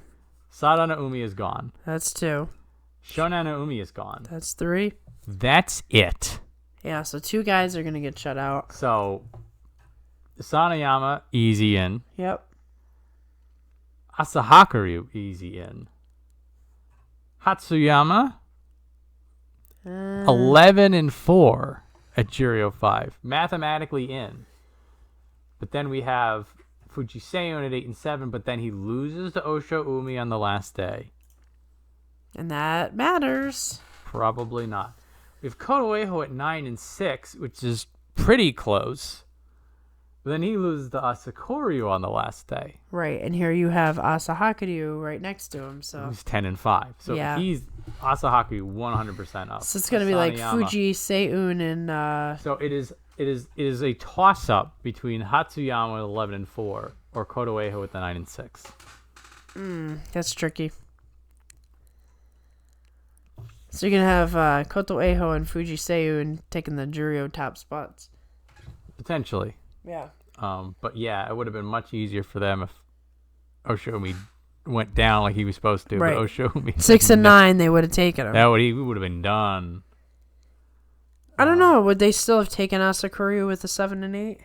Probably. That would have been a 6 and 9 if he had lost. Oh no, wait, no, you're right. He would have been a 7 and 8. They probably would have kicked him because Fujisein would have had a 9-6. Right. That was the math I wanted to do. So for other people to keep an eye on, there's this guy Fuji Ryoga, who's a debut, who won the whole damn thing. Whole thing, yep. So the latest new hotness. There's always another one. There's always a new one coming up. There's somebody in, I think, Makushita who did really, really well. I don't know. There's always somebody new coming up. Yeah, and then there's somebody like in the really far down division who's like the greatest talent that's ever come to Sumo. They're coming in and just like, this guy's gonna do the next new everything. It's like he's in Jonidon. It's like, oh, okay. We got a little time, guys. All right, cool. Let me know. Let me know. Oh no, he's in Sandanme. He's cleaning it up. I'm just like, I'm sorry. I wish. Give me a couple years. I wish I had the time for Sandanme. Yeah, no time for that. Look, there are people. There are people who do. There are people. Isn't there like 78 wrestlers in there? That's more. Yeah, there's a lot of wrestlers the further down you go. Let's take a dip. Come with me on a magical journey to Sandanme. Oh my goodness, that's ridiculous. 90. There are 180 wrestlers in Sandanme. You have no time for this, John. Okay. Are you a fan of Kiyonoyama? How about Tosa Shimizu? He's 5-2. He's looking pretty good. Yeah, maybe you just need to like browse the other sections just to get names in your head. Yeah. There are people who are absolutely on top of all this. Like they know all these people. They literally, it's like, oh, he just came into Jonidon. I'm gonna follow him for the next 5 years. It is a level of mastery that I envy. It is so good. It is so powerful. But anyway. Some of the subscribers are very impressive. Yep. So we have Shirokuma 9-6 coming on back. Takeru Fuji is still alive. That's nice. Kaio, that's a sad one. Kaio, come back to me, Kaio. You're moving in the wrong direction. Anyway, so we've got Sanayama coming back. We've got Kirishima back in Sanyaku. We have a new Ozeki. We have at least one Yokozuna and probably two Yokozuna who are really mad and want to prove themselves again. I'm going to squash down the new Ozeki. Squash down a new Ozeki. So that is going to be a fun January. We had a great November. Great way to end the sumo year. Strong end of the year. This is good sumo. Good sumo. Some sad, some happy, just the way it should be. That is sumo life, just as regular life. So, thank you everybody for watching for the whole year. Yeah, that's right. Thank you for the whole year's worth of following our channel. And if you're new, thank you for subscribing. I have to do the plug. Do the plug. Freak out every time. Do the plug. You are listening to 42 Opinions Sumo. If you like what you heard and you like watching movies that are like Lord of the Rings runtime, please come back and like, comment, and subscribe. That's all I got, guys. The plug. We'll sometime in December we'll do our guest the Banzuke stream. Yep. So you'll get some more from us. Are we gonna do anything else this year? Actually, I might be streaming on Friday. Oh, nice. Because I only did one stream last week. Everyone's like, can you do another stream? And I was like, well, what are we going to do? And they're like, Can we do some more video games? So Nice. there may be another old school video game stream coming this Friday. Okay. A nice downtime after Thanksgiving. That's what they asked for. Otherwise, we might analyze some matches or watch Takanosho interviews or something. A lot of different things got thrown out there. It'll be fun either way. Okay. So a couple more things for the end of the year. Yeah. Then we'll be back at it for January in 2026. The time is just flying by. So, yes, thank you one and all. Hang on, we're almost at the 3-hour mark. We got to pad a little more. Yeah, if we don't do at least 3 hours, then, they get used to the whole runtime as long as the Lord of the Rings, the final installment. What are we at there? Do you remember? What do we have on our wish list? Do you remember? Oh, yeah. First of all, who did you pick to win? Was it Awanishiki? Abi. Oh, Abi, that's right. Oh. Well, my pick backfired on me twice. Onosato. Not only was it You were almost right. I was almost right. But not only was it not Onosato, but it didn't help Hoshiryu at all. The whole plan was to give Hoshiryu the Yusho. It was the hex, yeah. But Awanishiki just had to ruin my plans. He was tied for the Yusho. He was. He went into a playoff. Ay. I can't help him. He has to find a way. Every time this happens, it just gets a little bit harder. But what can you do? My thought is, it may not be soon, but he'll get a back-to-back Yusho. Oh, that would be beautiful. As Yokozuna. I would love that. Or get a Zen show. Yeah. I know, that's the hard one. People talk about the Zen show like it's really attainable. That's a Hakuho thing. No, guys, it is not. There the way, if you think Awanishiki is going to be Hakuho already, you need to slow down. No one is Hakuho. There was. I can talk crap about Awanishiki for 3 years, and he can win tournaments, every tournament for 3 years.